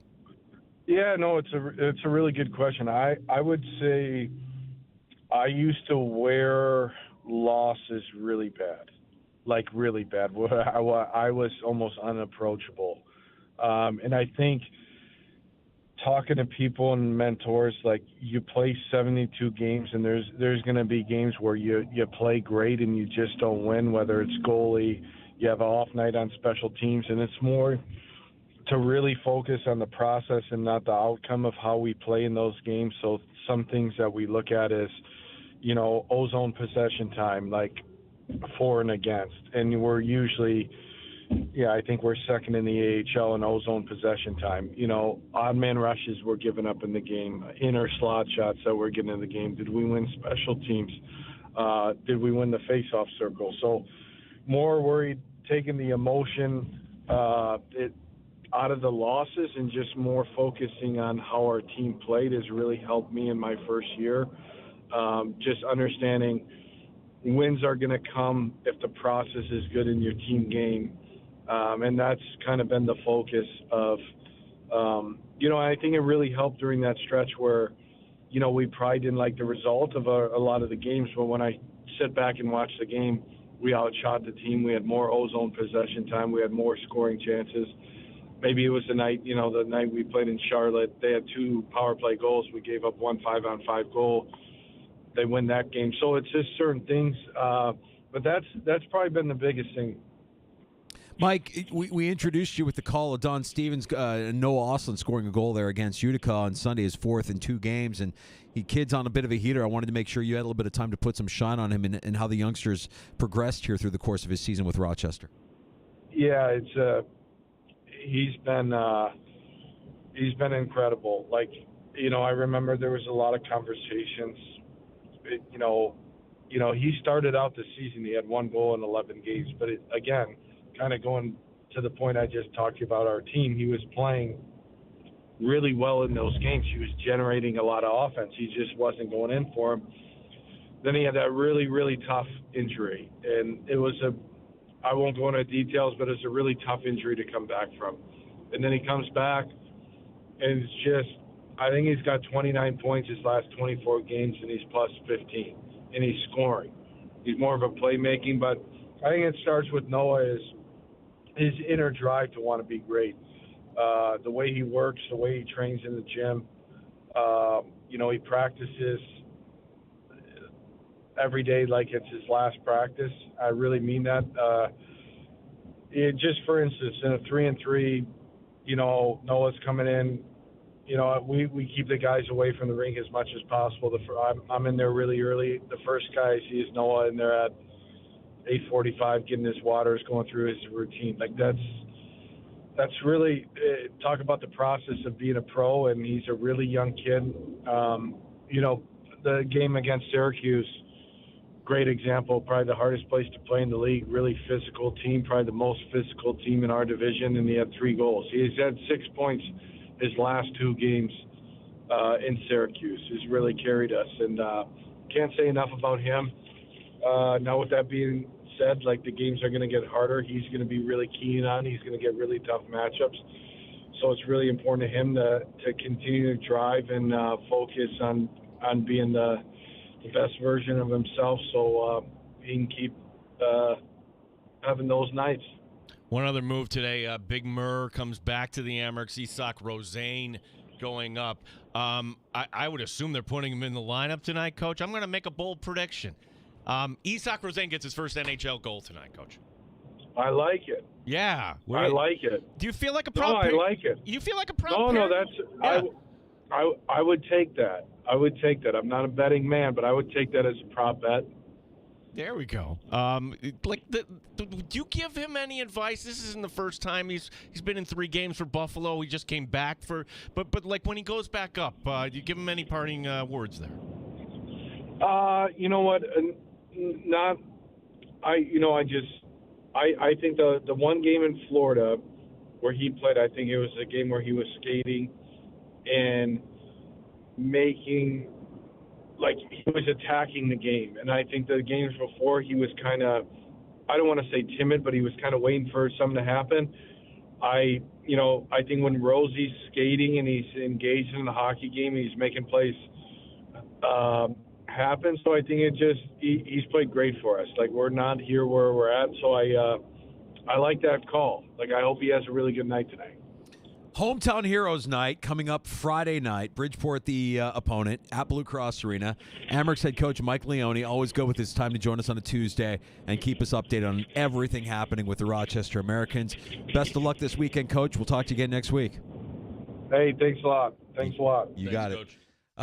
Yeah, but the Hometown Heroes Night, that's the one where, before we mentioned it earlier, that'll be Monroe County Sheriffs versus the RPD. Yeah. A little scrimmage. Which I got to figure out.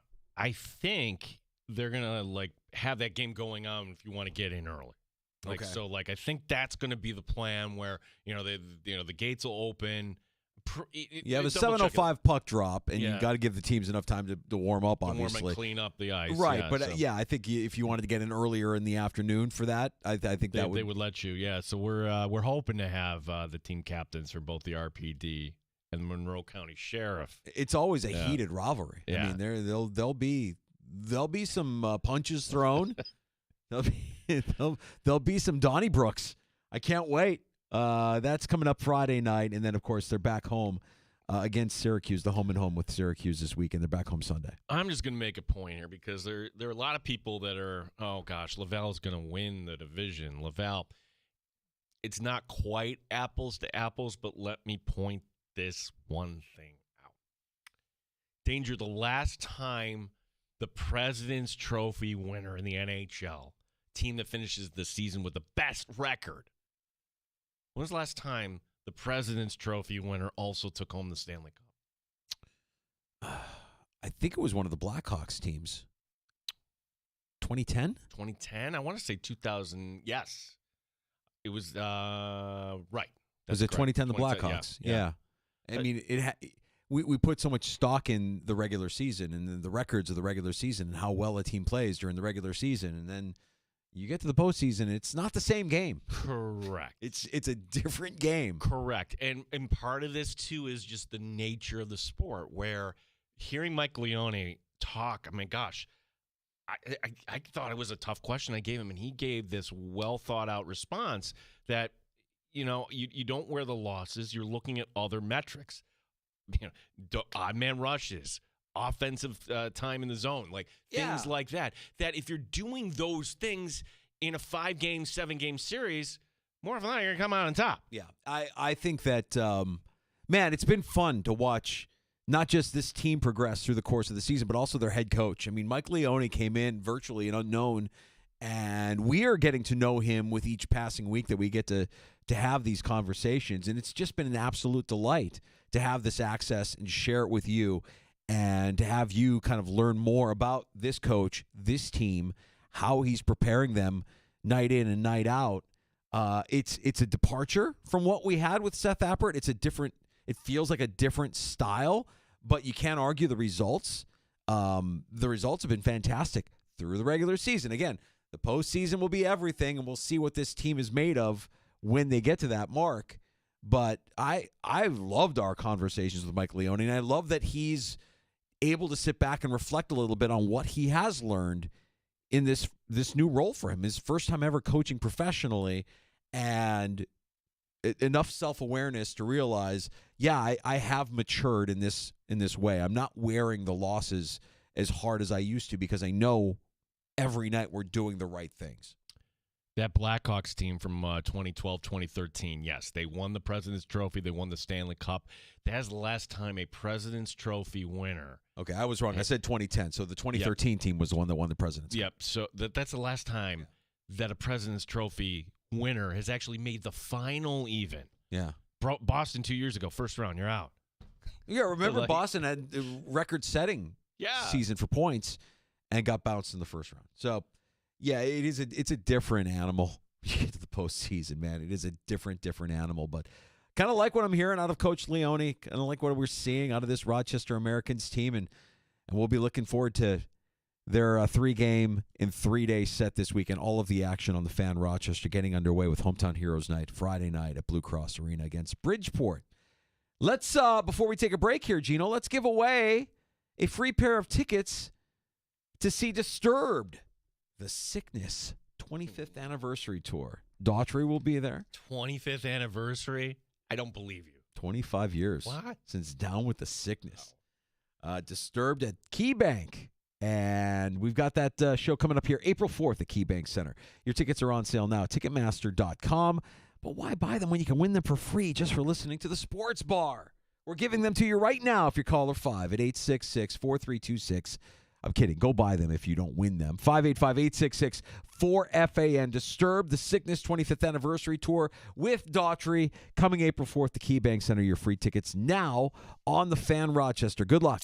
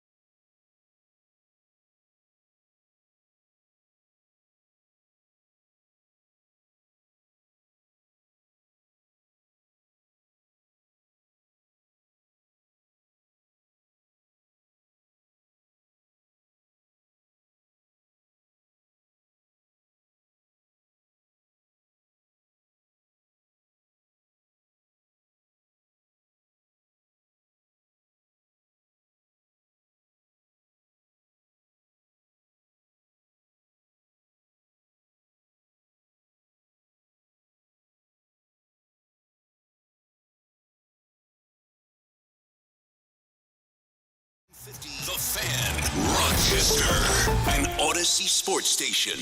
The Fan, Rochester, sports update. Dylan Cousins returning to Buffalo tonight. He's now a member of the Ottawa Senators. We'll have the game for you here on The Fan. Puck drop a little after 7 o'clock. A couple moves for the Amherst going up today. Isak Rosane coming down. Brett Murray.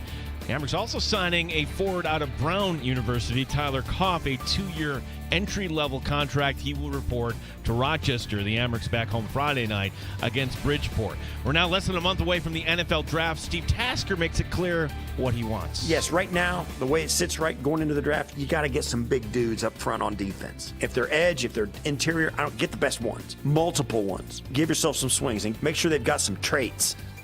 Spring training is over. Everybody heading up north. The Yankees in the Bronx coming up Thursday against Milwaukee. Gene Battaglin, the sports leader, 95.7 FM and AM 950, The Fan, Rochester.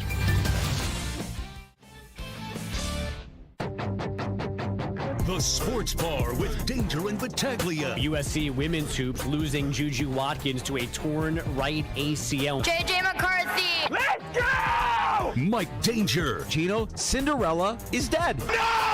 Oh, Disney is just getting hammered, though, clobbered. Oh, Mickey Mouse. Come on, Stay let's down. have a... Roger Goodell just stepped on Mickey Mouse's tail. You're not going anywhere, you rat. Gene Battaglia. As far as the Buffalo Bills coming back to Fisher, that is what we want. Thank you. Special thank you going out to the fine members at Oak Hill Country Club for welcoming in Josh Allen, welcoming in Brandon Bean. I'm sure you've done a lot of other things because it's great for our town. Fantastic. It really is. I love it. I'm looking forward to going to training camp. I love going to St. John Fisher. I love going to Rochester and that area around Rochester. 95.7 FM and AM 950 The Fan, Rochester.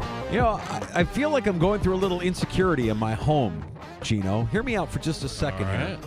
In the last 2 days, my daughter is a finalist to be on the cover of Young Entrepreneur Women's Magazine. I think that's the name. Women Entrepreneurs or Entrepreneur. Wow. Something like that. So that's buddy. yeah. And my wife, Sandy from The Buzz, Susanna and Sandy, she's on the cover of Rochester Woman Magazine. I got 2 cover models in my house, and then there's me. What did I do?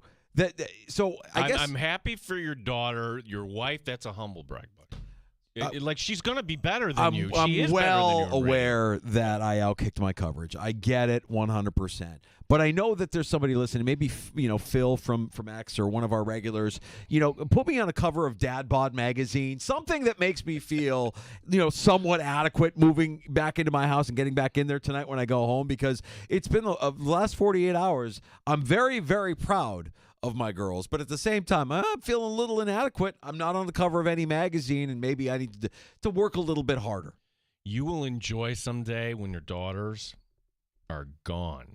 Trust me, when you have a quiet house, it's awesome. I love my kids. Don't get me wrong. Don't but tease it's me. Don't tease me. I have a feeling my daughters will be living at home until they're in their 40s. That's the pathway I see it going as of right now. Why would that be? Because Yeah. Why would they? Why would they go anywhere? We welcome you back in to the Sports Bar. It's Danger and Battaglia. Happy hour is upon us. We have plenty of time for your calls. 585-866-4FAN. 866-4326 is our phone number if you want to pull up a stool and join us. Gene has curated a round of shots before we get to 6 o'clock. Last call is coming up as well. But we had great conversations this afternoon with both Matt Perino of the Syracuse Post-Standard and Mike Leone, Rochester Americans head coach, just joined us a few minutes ago. And, man, reflecting on that, it is kind of fun to see our guy from where he was when we first met Mike Leone to where this team is now. We really didn't know what to expect in year one of the Mike Leone era with Seth Appert leaving. Well, we got to be honest. Like, you had Seth Appert, who – longtime college hockey coach of the developmental team, coming to Rochester. And the thing was, he was taking over for the very popular, and Chris Taylor. We're still friends with Tails, yeah. And Tails, I hope, stays up in the NHL for a long, long time. He's still the assistant coach in the Devils, but that was a tough act to follow. And the way that Appert managed his team, the way he was just accessible. We're like, boy, we love this guy. And then he gets the opportunity up in Buffalo. Oh, my gosh, this is a premier job. It's the Rochester Americans. And I would say this right with Mike Leon. Like, wait, get the F out of here. You're hiring the head coach of the Green Bay Gamblers? You're hiring a junior coach? What are we doing? I think I said that on the air. But talent comes from all directions here.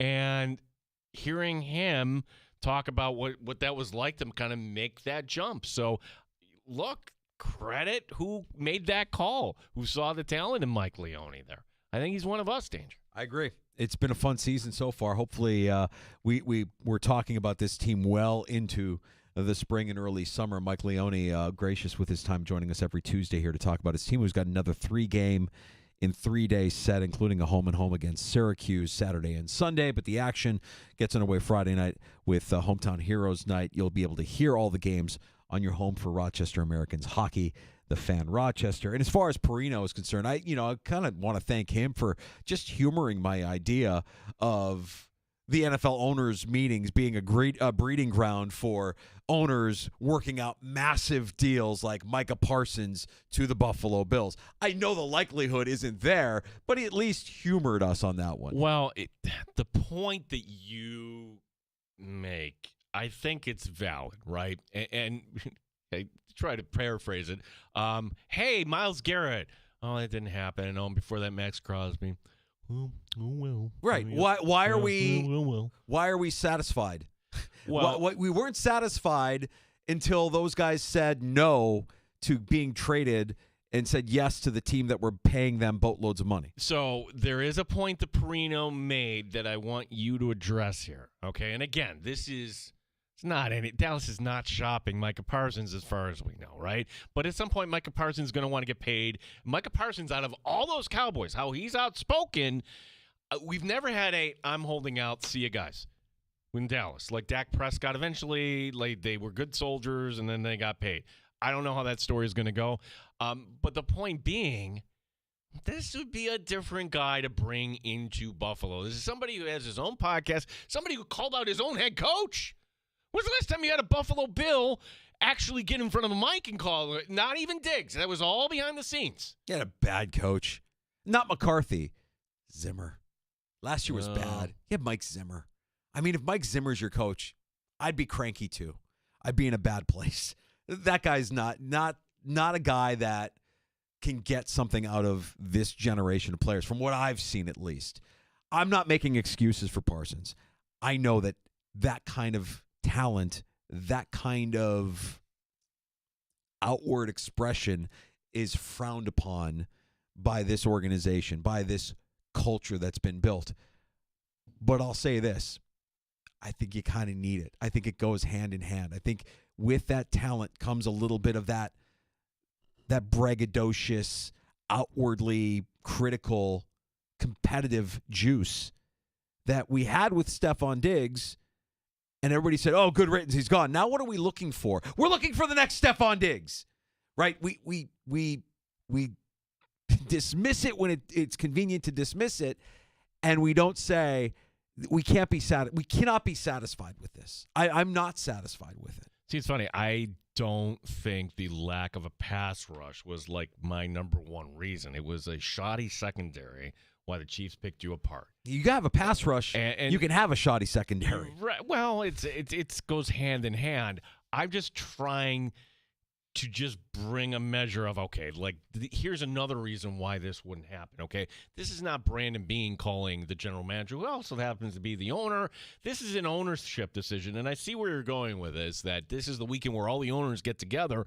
But do you really think, my Danger, that Terry Pegula, Jerry Jones's numbers, he can't be happy with where the PSL's, and that's the whole effed up thing about this. Sorry for the language, folks, but the fact that it's not the Buffalo Bills who are calling you, but the rep said he was from Buffalo. No. That's an outsourced company that's owned by Jerry Jones. Jerry Jones is calling you, Bills season ticket holder, to come down to the Bills experience, all under the Bills. Why would they do that? Well, either it's a payment up front or it's commission. If it's commission-based, guess what? Jerry is not happy right now, I would think. Well, if you want to sell more PSLs, bring in a star like Micah Parsons on your defensive side of the ball to match the star that you have on the offensive side of the ball, and tell me how people aren't excited about going to see this team. They're excited to go see this team because you have the MVP at quarterback. They're excited to see this team because all indications are they're going to win the division again. But if that's what we're comfortable with, then great. You don't have to go out and take a big swing. Go ahead and roll out what you're rolling out, and we'll expect to, be sent home prior to the Super Bowl once again. Andrew, why? Again, he's not on the market. Oh, you can make the ask. I know it's a pipe dream. Yeah. I know it's a pipe dream. The bigger point I'm making is why do we, all of us, collectively, just kind of shrug our shoulders and say, like, well, I guess that's it. We can't do anything now. Well, you can. You can. There's always a way to get something done.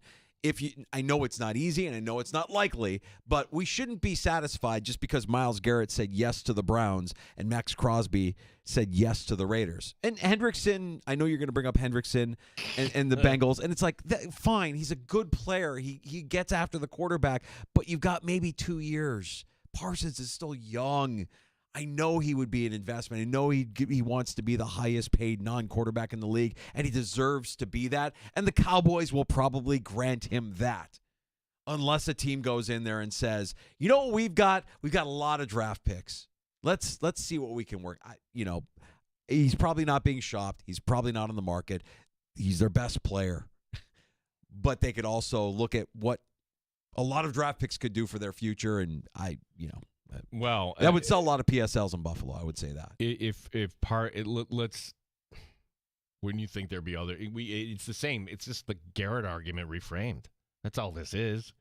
The Garrett argument was, well, it'd be nice for the Bills, but the Bills pick 30th. So, there's some other teams want them. Well, they could offer better capital. I don't think 3 fifth-round picks this year and 5 picks next year, whatever it would be. You're Dallas. You want something. When was the last time, I know the answer to this, Dallas traded a star away? Well, we got to go back to Herschel Walker? That was a team that was on the rise. It's a team that's kind of held together at Dallas by paper clips here. If everything goes right, okay, we're going to be a wild card, and then what happens? I mean, maybe they need to rebuild. Maybe they should rebuild with a lot of draft picks. Oh, if I was running that, I would definitely just everybody out. Let's start all over. We're Dallas. Right. But Jerry is... He's not about winning, Danger. He's just about selling. It's more the point of none of us should be looking at this roster. And I know the draft is still to come. And they're going to, to hear Tasker say, they got to draft a big guy and a guy who's got some traits. It's like, yeah, they do. Yeah, they do. And I would prefer for that big guy with traits, one of those traits to be getting the quarterback on his back, actually getting those sacks. Because Greg Rousseau is on this team.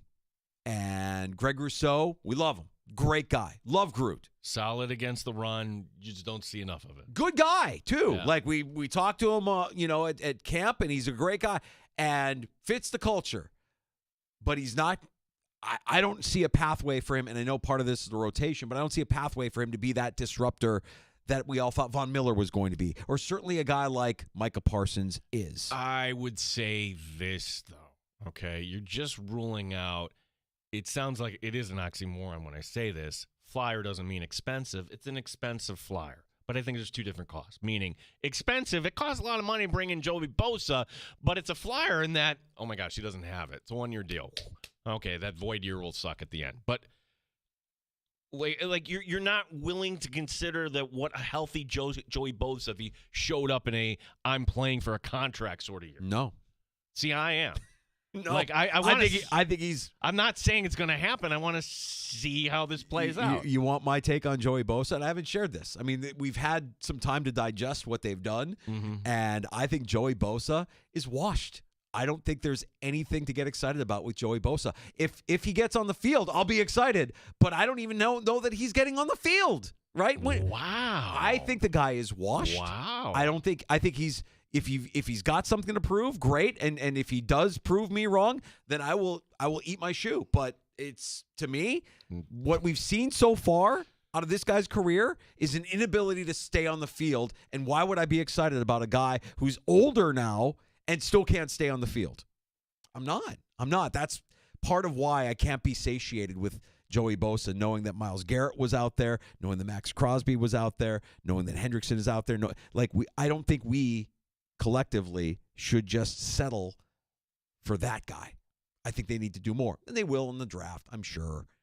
But I don't know that any of those guys are going to be what a guy like Parsons or even Hendrickson can be. We will talk NFL draft. Maddie Glab, who does the mock draft analysis. I call it the cheat code, Danger, when she'll be joining us on the show tomorrow. That's good. Yeah. So we'll learn more about some of these targets that they might have. And I know that character is a big thing. I mean, Perino brought it up as like one of the first objections. Like, oh, Micah Parsons is outspoken. He wouldn't fit with the culture. It's like, okay. You manage through that because he's talented. You manage talented people through their flaws. And McDermott has a history with that. He had Steph Diggs here. He knows how to do that. I think that the behavior's one thing on the talent, but is he a bad dude? I don't have any evidence at all that Micah Parsons is a bad dude. No, none. No, he's a little different. He's outspoken. He has opinions. He shares. He's a competitor. And I think what did they say about Diggs? We wish we had 99 of those guys. Yeah, Who has to make the ask on this? It's not you. It's not McDermott. It's not Brandon Beane. Yeah. It's Terry Pagula. Right. Terry Pagula, who is an alum of the same school that Micah Parsons went to. Terry Pagula, who gave how much? 88.8 or whatever it was to build a hockey program in an arena? Like, Terry Pagula's invested as much as anybody you'll ever meet or know in Penn State athletics. You kidding me? When you're saying this, he is salivating if he's listening to right now. So that's the guy that has to go up to Jerry and be like, does Terry Pagula, is he a salesman? Could he actually pull that off? We could take that Nittany Lion off your hands if you really want us to. I don't know. They probably don't even. Who knows what they talk about when they get together? They're probably just focused on their agenda, and maybe you get. Oh, are you kidding me? That I have this rare bourbon or whatever. Like that's what this weekend is all about, right? It's a celebration of wealth. You make some jokes behind the back. A giant D measuring contest.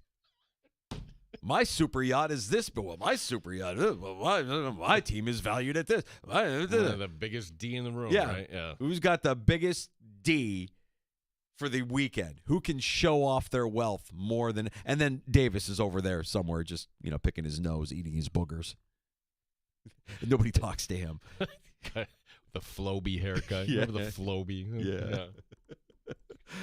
Yeah. One thing that will be meaningful is the NFL draft, now less than 1 month away. Maddie will join us tomorrow. We'll get her draft primer. But we did hear today that Cam Ward worked out, and the Titans held a private workout with the presumptive number 1 overall pick. He doesn't feel like a guy that, okay, if he's there, I'm sure like the Browns or the Giants would take him, but are they going to move heaven and earth to move up to number 1? Doesn't feel that way to me.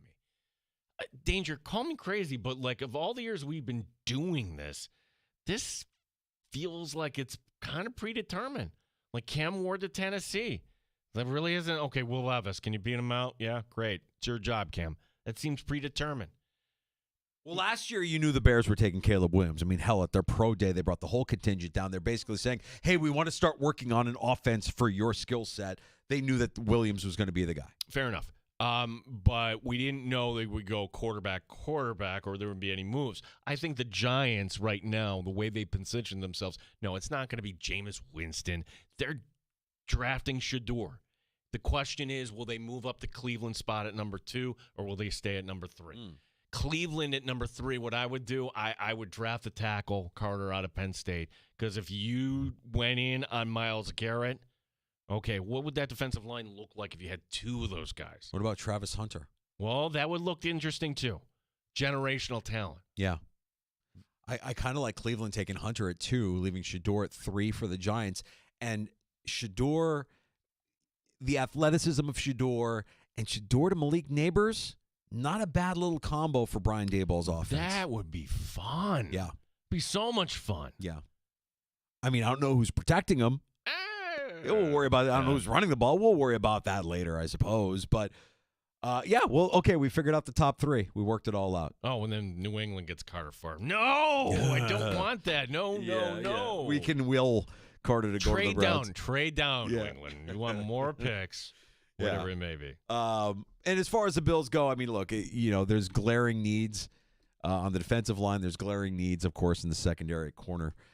But it'll be fun to have Maddie on with us, get her take on some of these prospects. She's doing the work for us, and she'll share her knowledge of this upcoming draft class. I told her we're lazy. Oh, I don't. Yeah, we don't have to hide our laziness. We can just say straight up, you know more about this than we do because you're doing the work, and we aren't, Maddie. So please enlighten us and tell us what direction should the Bills go at pick 30, and we'll dive into draft scenarios and her mocks and everything that she's got going on. That's tomorrow afternoon at 4:25. Also tomorrow, Gino, I've got to get to work. I haven't talked to PJ in a couple of weeks. PJ Glasser, our favorite Baltimorean, joins us from the Send It In show on the BetMGM network. Oh, wait a second. You're talking about the bracket. Right. The bracket that matters. The bracket that matters. Is the Baltimore accent bracket, and I have not done enough homework on this one. I need to reach out to my Baltimore contacts, my connections in Baltimore. I need to come up with some doozies. We need to start moving forward here with the Baltimore accent bracket. PJ will be joining us tomorrow afternoon at 3:25. Look, if anybody has a Baltimore accent bracket suggestion for PJ Glasser, the Fan Rochester is our handle. Do we remember last year's champion? We had Placido Polanco. I think Polanco was it Polanco? No, it wasn't Polanco. Oh, no, I know who it was. Was it Apollo Anton Ono? It was Apollo Anton Ono. Apollo Anton Ono was the champion last year. The wild card bracket, where it was just like any athlete, not professional football or basketball, just any athlete. Apollo Anton Ono home. So we'll work on that, and we'll serve up some Baltimore names for PJ to recite tomorrow and amuse us. Just in the spirit of Van Pelt and Kirkshin, the Baltimore accent just kills me. Are we rooting for Dylan Cousins in a hat trick tonight? Oh, we're hate watching, right? Yeah, it's hate watching night. So, Mike Leone. Tonight. Isak Rosen gets his first NHL goal. I like that. Dylan Cousins scores a hat trick against his former team, and I love that. And then afterwards, when interviewed, it's the loudest I've ever heard this place. I mean, really? Remember Jack Eichel's first return, the booze. I mean, spare me the tribute video. We're not doing a tribute video, right? They're doing a tribute video for Cousins, won't they? They're going to do. I'm sure they. Look, I didn't see it in my feed when they actually traded him. Did they do a thanks for everything, Cousins? They did. They did, right? They did. So the tribute video is coming, and I hate. What? What video are you going to show? What? Him getting the snot beat out of him? Him watching a fight and should I get involved? No, you just put it up on the scoreboard. Thank you. We welcome back. It's a mention, and that's it. A fleeting mention. I even mention him. He is now the enemy. He did nothing here. They won nothing with him here. Why? Why even a mention? What are we doing? It drives me crazy. I know we have to. No, you don't. You really don't. No, you really don't. It's okay if you want to hate Dylan Cousins moving forward. No, see, this is where things are just a little bit off, okay? So in hockey, where this name maybe isn't big to us on a day-to-day basis, in the hockey community, huge name. Sam Red Light Rosen, the longtime voice of the New York Rangers. Mm-hmm. Last year he's doing this. Last year kind of doing it, and he announced this is going to be my last go-around. Has so much respect in this league. Every stop along the way, they've at least gave him a gift. They at least put him up on the scoreboard. We wish you well. Hey, we're the Minnesota Wild. Congratulations to Sam Rosen on his upcoming retirement. Show him he waves to the crowd. The only organization to do anything. The Sabres didn't do anything. Didn't do a thing. Yeah. They are an unserious organization. They are brain dead over there. They are an unserious organization. But let's thank the guy that we traded away and make sure we do a tribute video for him. Hey, thanks. No, it's okay. You cannot like Dylan Cousins moving forward. We're giving you permission to boo that guy. If you want to boo that guy, you can boo that guy. Same goes for Jack. Same goes for Sam. Same goes for every other player that they've moved on from during this pathetic drought. You know, it was interesting. Like, I remember the timeline. I'm going to give you the counterpoint to this. Okay. So I don't know where you were. You were in Virginia or somewhere. Oh, it was St. Patrick's Day. It was the day after the Eichel game, and we had Zig Fracassi on, and Zig brought up the point, and we said this online too. Like, look, you got to be bigger than that. It wasn't Jack's fault that he couldn't get the surgery. It wasn't Jack's fault. Why are you being like that? I'm like, Zig, you don't understand. It's coming up on 17 years here where the Bills were at. We're not quite there, but it's been since 2011. And this was somebody that we were kind of told this was the promise for all this. He was the chosen one. He was the chosen one, and it couldn't have gone any worse. For this fan base, if they want to boo somebody, let them have a little bit of joy. I actually agree with that. I hear Zig's point, but I also think at this stage of the drought, everything that's a reminder of the pain is up for scrutiny. Go ahead and boo. Go ahead and boo. Be upset. Be pissed off. Wear a shirt with palm trees on it. Bring the inflatable palm trees. Be pissed. You sell the team. This is an unserious organization. The Sam Rosen thing. That's another. I just added to the list of embarrassments from this last season. What a terrible, uninspiring, embarrassing season for this organization. But listen tonight anyways. That's it. We've got shots, as you mentioned, coming up in the sports bar. NBA tonight, interesting. Do they put up the welcome Thank back you, Jimmy Butler? Thank you, Jimmy, for forcing your way out of the organization like a petulant child. Thank you. Thank you for that. You all work with Company Guy, right? You're not Company Guy, Danger. I'm not Company Guy? You're close. See, but you saying that makes me think you actually think I am Company Guy. You follow the book guy. I like my job. You follow the book. I like my job, and I like the company I work for. But you're not Company Guy. I found Company Guy. Oh, Company Guy In exists. baseball. Yeah, when you hear this quote, I'm like... Is it the guy that was clapping behind Manfred at the 2020 World Something Series? like that, yeah. Smithers? Yeah, exactly. Yeah. Okay. We got that coming up in We got shots? that, and there's another game you can pay attention to in the NHL tonight if you are really not so interested in the Sabres. Last call coming up before 6 o'clock as well. You can have the final word in the sports bar at 585-866-4FAN, 866-4326. You're listening to the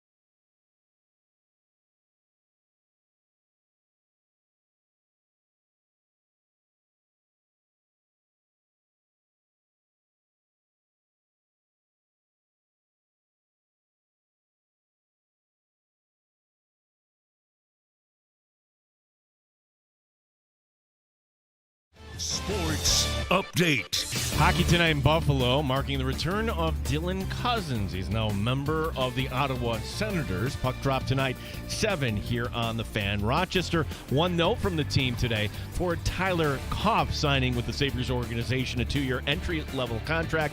Played last year with Brown University. Koff will report to the Rochester Americans. We are now less than a month away from the NFL draft. Chris Brown is big on one thing. Philosophically and generally speaking, you need 2 to 3 difference-making players on each side of the ball. I would say Josh Allen and James Cook are that on the offensive side of the ball, and we'll see if somebody else emerges over there. On defense, you'd be hard-pressed to name one. We're down to the final innings of spring training. Braves and Cubs tied at 2. Everybody else heading up north. Opening day coming up on Thursday. Gene Battaglia, The Fan, Rochester. Got a smart speaker at home? Listen to the sports leader, The Fan Rochester at home, by asking it to play 95.7 The Fan. Happy Hour continues in the sports bar with Danger and Battaglia. It's time for a round of shots. So, Danger, to ask you the question again, I don't think you answered. Does Jimmy Butler actually get a tribute video today? Yes, thank you for being a petulant child and throwing a tantrum and getting your way until you got out of the organization. Thank you for that. Yes. Normally, you would do this, right? He did make the All-Star team twice in Miami, did take them to the NBA Finals. However, boy, did things go south this year. His first suspension was 7 games. Second one lasted 2 games, and then came a third, lasted 5 games before finally the trade happened. That game tonight on TNT, Golden State and Miami at 7:30. So what do you think he puts up tonight against his former team? 30. At least 30. Yeah. Right? Yeah, he goes off. Yeah, they're going to, yeah. He goes off like he does against every former team he plays. People wonder why people might be down on the NBA. Yeah. Like, who's going to carry the torch for women's basketball following Caitlin Clark? Well, the answer, if you're just looking from a number standpoint, Juju Watkins. She set the NCAA freshman scoring mark. Watkins at USC through 2 years actually outpaced Clark.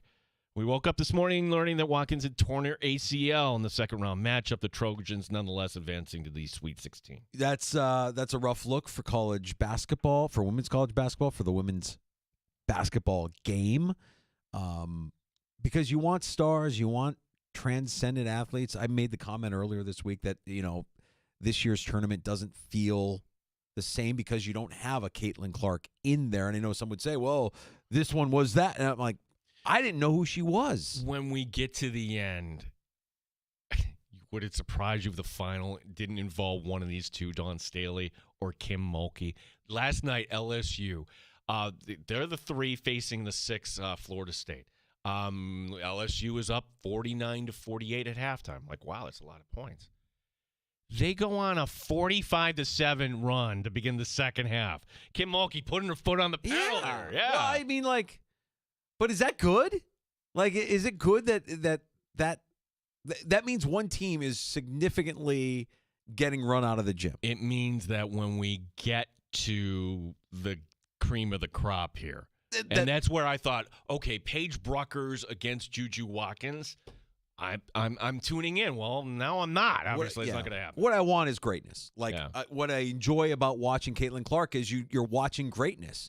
And just too often, I feel like I try to watch the women's game, and it's airball, it's missed layup. It's just I want to watch greatness occur. And Caitlin Clark is the closest thing I think we have to that.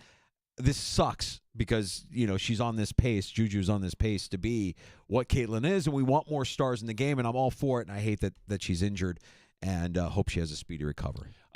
Danger, for the record, I did not call you a company man. But you were insinuating, I think, by even associating me with the phrase company man.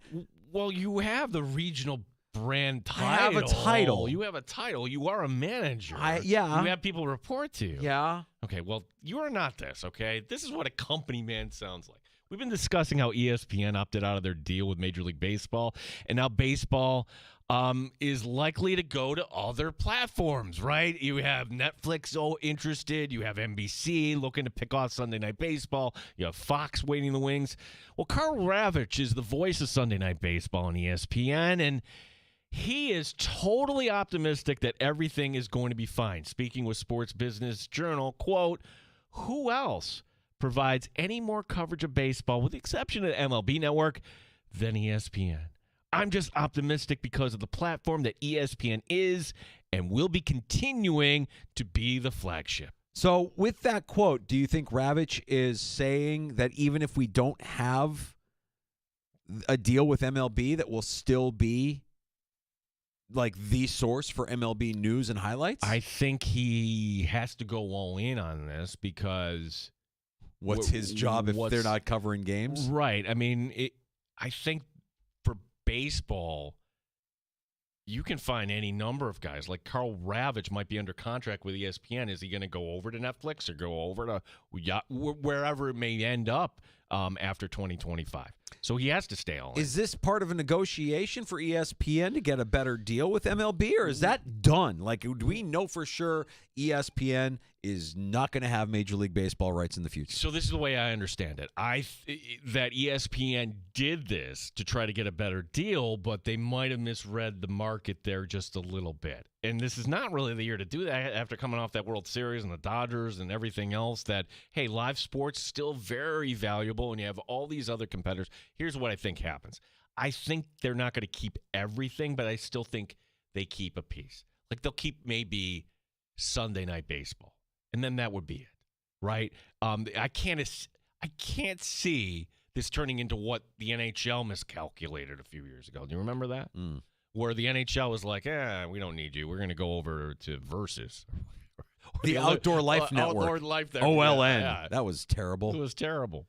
Well, look, I think with baseball, I'm a little bit nervous. I know you'll tell me that if you're a fan of the team, you will find where that game is happening, but I don't like how fragmented it is, where I can come home on a given night and not know where to find a game based on all of the different subscriptions that you have to be able to have access to as many games as you possibly can. That's the comfort of baseball. Like, you always have your team on pretty much, 6 of 7 nights or days. If you're a New York fan, yes. Yeah. If you're a fan of the Cubs, I have to look for opportunities to find them on a network or because Marquee is blacked out here. Right, that's stupid. It's dumb. But I would love that, but it is what it is. So I have to look for opportunities, and I can never. The Roku channel is just not on my list. Apple TV is not on my list of places to look when I'm trying to find my team's baseball game. Add it to your list, Apple TV. Well, I guess so. Yeah. And for what it's worth, I think ESPN, this is beyond baseball. ESPN inside their app has done a really, really nice job of telling you where you can find the action, what regional sports network is covered. They've done a great job of doing that, making it more accessible. So I just don't think to go to the app to find where my team is. I want to turn on the TV and, where is it? See, but if you're I kind of map out my week now. I'm like, Saturday night, the Mets are on Fox against the Astros. Mm-hmm. You're watching that on Fox. Unless the executive producer says we're going out. I'm like, okay. Was there a museum open on Saturday night that she wants to go check out? No, I don't think so. NHL tonight, Alex Ovechkin running out of time this regular season to break the record. 7 goals shy of Wayne Gretzky's mark with 12 games to play. The Caps tonight playing in Winnipeg. Let me tell you about Winnipeg. The Jets should be in a great mood following their loss to Buffalo on Sunday. As we mentioned, the Sabres hosting Ottawa tonight, 7 o'clock for our coverage. Be sure to listen and tell a friend, too. Yeah, I find myself making plans throughout the week by looking at the Sabres schedule and saying, well, they're playing Tuesday night at 7 o'clock. I'll make sure to not pay attention to that because I want to be in a good mood. I want to be, I don't want my mental health to be affected by watching Let him touch the puck. This unserious team. Finally, when it comes to the transfer portal, players in college basketball have to weigh. Coaches will weigh jumping from McNeese to NC State, for example. This only days after McNeese lost, right? Now he's got a new job, higher paying, you would assume. Neither do student managers, apparently. Now, conflicting reports here, Danger. Oh, boy, this is big news. This is smashing news. Following Wade to the ACC, student manager Amir Khan. That's Aura. Yeah. Khan has NI deals with Buffalo Wild Wings, Insomnia Cookies, and TickPick, and now also tops trading cards. You've got to be kidding me. So is Aura going with him to NC State? The report I read this morning said yes, and then I heard Bogish this morning say, no, not so fast. Oh, boy. This is big. Well, you want to get your name. How do you build a winning program if you're Will Wade and you don't have Aura? You need Aura. You got to have Aura. You got to bring him with you. That's the only way. And even then, it might not be enough to get you in the Sweet 16. Yeah, that kid would have been the story. If McNeese was the lone Cinderella, we wouldn't be talking about the players. We'd be talking about Aura. That's all we would be talking about. I mean, hell, it felt like the first day of the tournament, that was all we were talking about because McNeese had the upset, and this kid was walking around flashing his expensive watch, his $5,000 watch, and his Buffalo Wild Wings boombox, and Aura. We're all about Aura. You know who should hire Aura? The New York Jets. New York Jets come to Buffalo, and there's Aaron Rodgers. Granted, they'll have a different quarterback this year, but you remember that the guy with the boombox walking behind playing Gangster's Paradise? Yeah. Like, what are they doing? No. You know, the team that should hire Aura, if he's as good as everybody says, is the team you'll hear tonight on the Fan Rochester at 7 o'clock. I know it's not the same sport, but let's get Aura some skates, and let's get him out on the ice. You have to understand that would actually cost money. Oh. That's right. Like, he's in the NIL game, Danger. So what would the Sabres actually have to offer? Because we have to be lean and efficient. We have a dog. All right, we have a team dog. Okay. All right, then we'll start with the team dog. We don't hear enough about the team dog, I feel like the team dog is just... It was there and gone. Yeah. It was like, oh, that's a cute thing. Mm-hmm. We'll move on to the next thing. Well, tonight is a good night. We've been spending some time downplaying tonight's game, but I know that in the arena tonight it's Bald for Bucks night, so that's a good night for Dunleavy and Marty and everybody to get their head shaved and all for a good cause with their friends at Roswell there. So, but that the point remains, you want to start winning, get yourself an Aura, and I got to find out is he jumping ship? Is he going from McNeese to NC State with the coach? Because that's a winner's move. That would be. That's a winner's move. So does he come up to Syracuse next year? We're all like, oh, there's Aura. There's Aura. Oh. Yeah, I would like to see that happen. We got to get to last call. You can have the final word in the sports bar when you join us at 585-866-4FAN, 866-4326.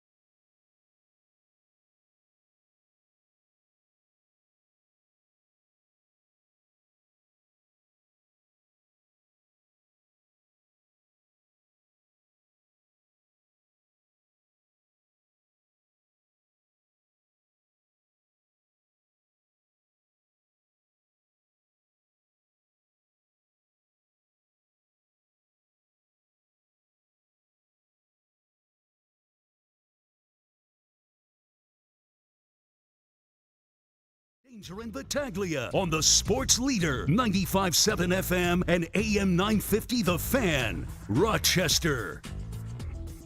A fun afternoon at the sports bar. We like to have some fun here. You know how many options you have for your sports information and entertainment. The fact that you choose us, even if it's just for a few minutes on the ride home, is humbling. We don't take it for granted. We appreciate you stopping by at 95.7 FM, AM 950. If you're listening to the free-to-download Odyssey app or on your smart device when you ask it to play 95.7 The Fan, even on our YouTube channel where we stream live every afternoon at The Fan Rochester. Like and subscribe while you're there. Put a little wind in the sails. If you missed any of today's show, find it in the free-to-download Odyssey app. And if you're a podcaster, you like your podcasts, search out the sports bar and you get all of our guest appearances there. Yeah, and if you like true crime podcasts, the Odyssey app is the place for you. And that's what the executive producer told you to say. That's true. I'm a company man, Danger. You too. are a company man. More a company man than Listen me. longer than the Odyssey app. Well, here in the States, usually when you're doing an investigation, the investigation's always ongoing, right? Until you have, and it's not, and then you tell people what happened. This is from Costa Rica, where we learn that's where the family of former New York Yankee Brett Gardner was vacationing when they lost their 14-year-old son. I hate this Something terrible. Well, in Costa Rica, apparently they're going to answer questions as the investigation's going along because, well, we learned a few things today. Number one, that's where it took place. Okay. Okay. We didn't know where they were vacationing when they lost their son. Correct. Now we do. Yeah. So asphyxiation has been ruled out, although there were traces of vomit that were found. Okay. So we got sick. It's something sick, but suffocated on his own sick. No, that's what they're saying. That didn't happen. Did not happen. Asphyxiation was not. Yeah, that's been ruled out. Okay. So I just find it curious as to why you would tell people this and now you're going to leave it kind of a guessing game. Maybe there's more to this story, more to the investigation. Yeah. So many questions and so few answers, the family said in the statement. I hate it. I think that's, it's devastating. This is a story that's hit close to home for people in Rochester. We don't have to think far of going on vacation, losing a loved one. That is the last thing you want to have to think about. And it's a bummer for that family. Hopefully they get some closure and some peace through this investigation. The 14-year-old with family members told investigators they had gone to eat at a restaurant and that the food had made them sick. Okay. Can you die from food poisoning like that? There's some sort of allergic reaction. I don't know. I'm not going to pretend to be a doctor on that. No. I know you could be dehydrated from food poisoning. I know that, you could have an allergic reaction, go into anaphylactic shock, and that could be that. Shellfish is certainly something that could do that to you. Well, we end the sports bar here on a somber note today. Let's pick it up, I guess. Sorry. Right. We have Sabres hockey tonight. So, as you're listening to Sabres hockey tonight on the Fan Rochester, I prefer to have this playing in the background. Here's Dylan Cousins. Collins up the right way, and he shoots and scores. That's a hat trick for Dylan Cousins in his return to KeyBank Center. Boy, the Sabres just can't seem to figure it out. Razor, what do you think they need to do? Touch the puck! Touch it! Do something! And it goes into the empty net. Oh, no. I don't know. That's how I choose to... In my head. Don't spend any time in my brain. It's a scary place. But that's kind of how I hear it. Because that's really the only way I can tolerate and cope at this point. You know how songs can bring you back to a certain time and place? Every time I hear the Yakety Sax, the Benny Hill theme song. The Benny Hill theme song, boy. Yeah, that's... Benny Hill will not work today. No. No, I tend to agree with you. I think Benny Hill would probably... Nope. Probably not make it very far. You and I raised on Benny Hill explains a lot. It does explain a lot. And if you're of our age, then you kind of understand what we're talking about. Otherwise, whatever you do, don't go looking up Benny Hill. With the wife or girlfriend around, at least. Yeah.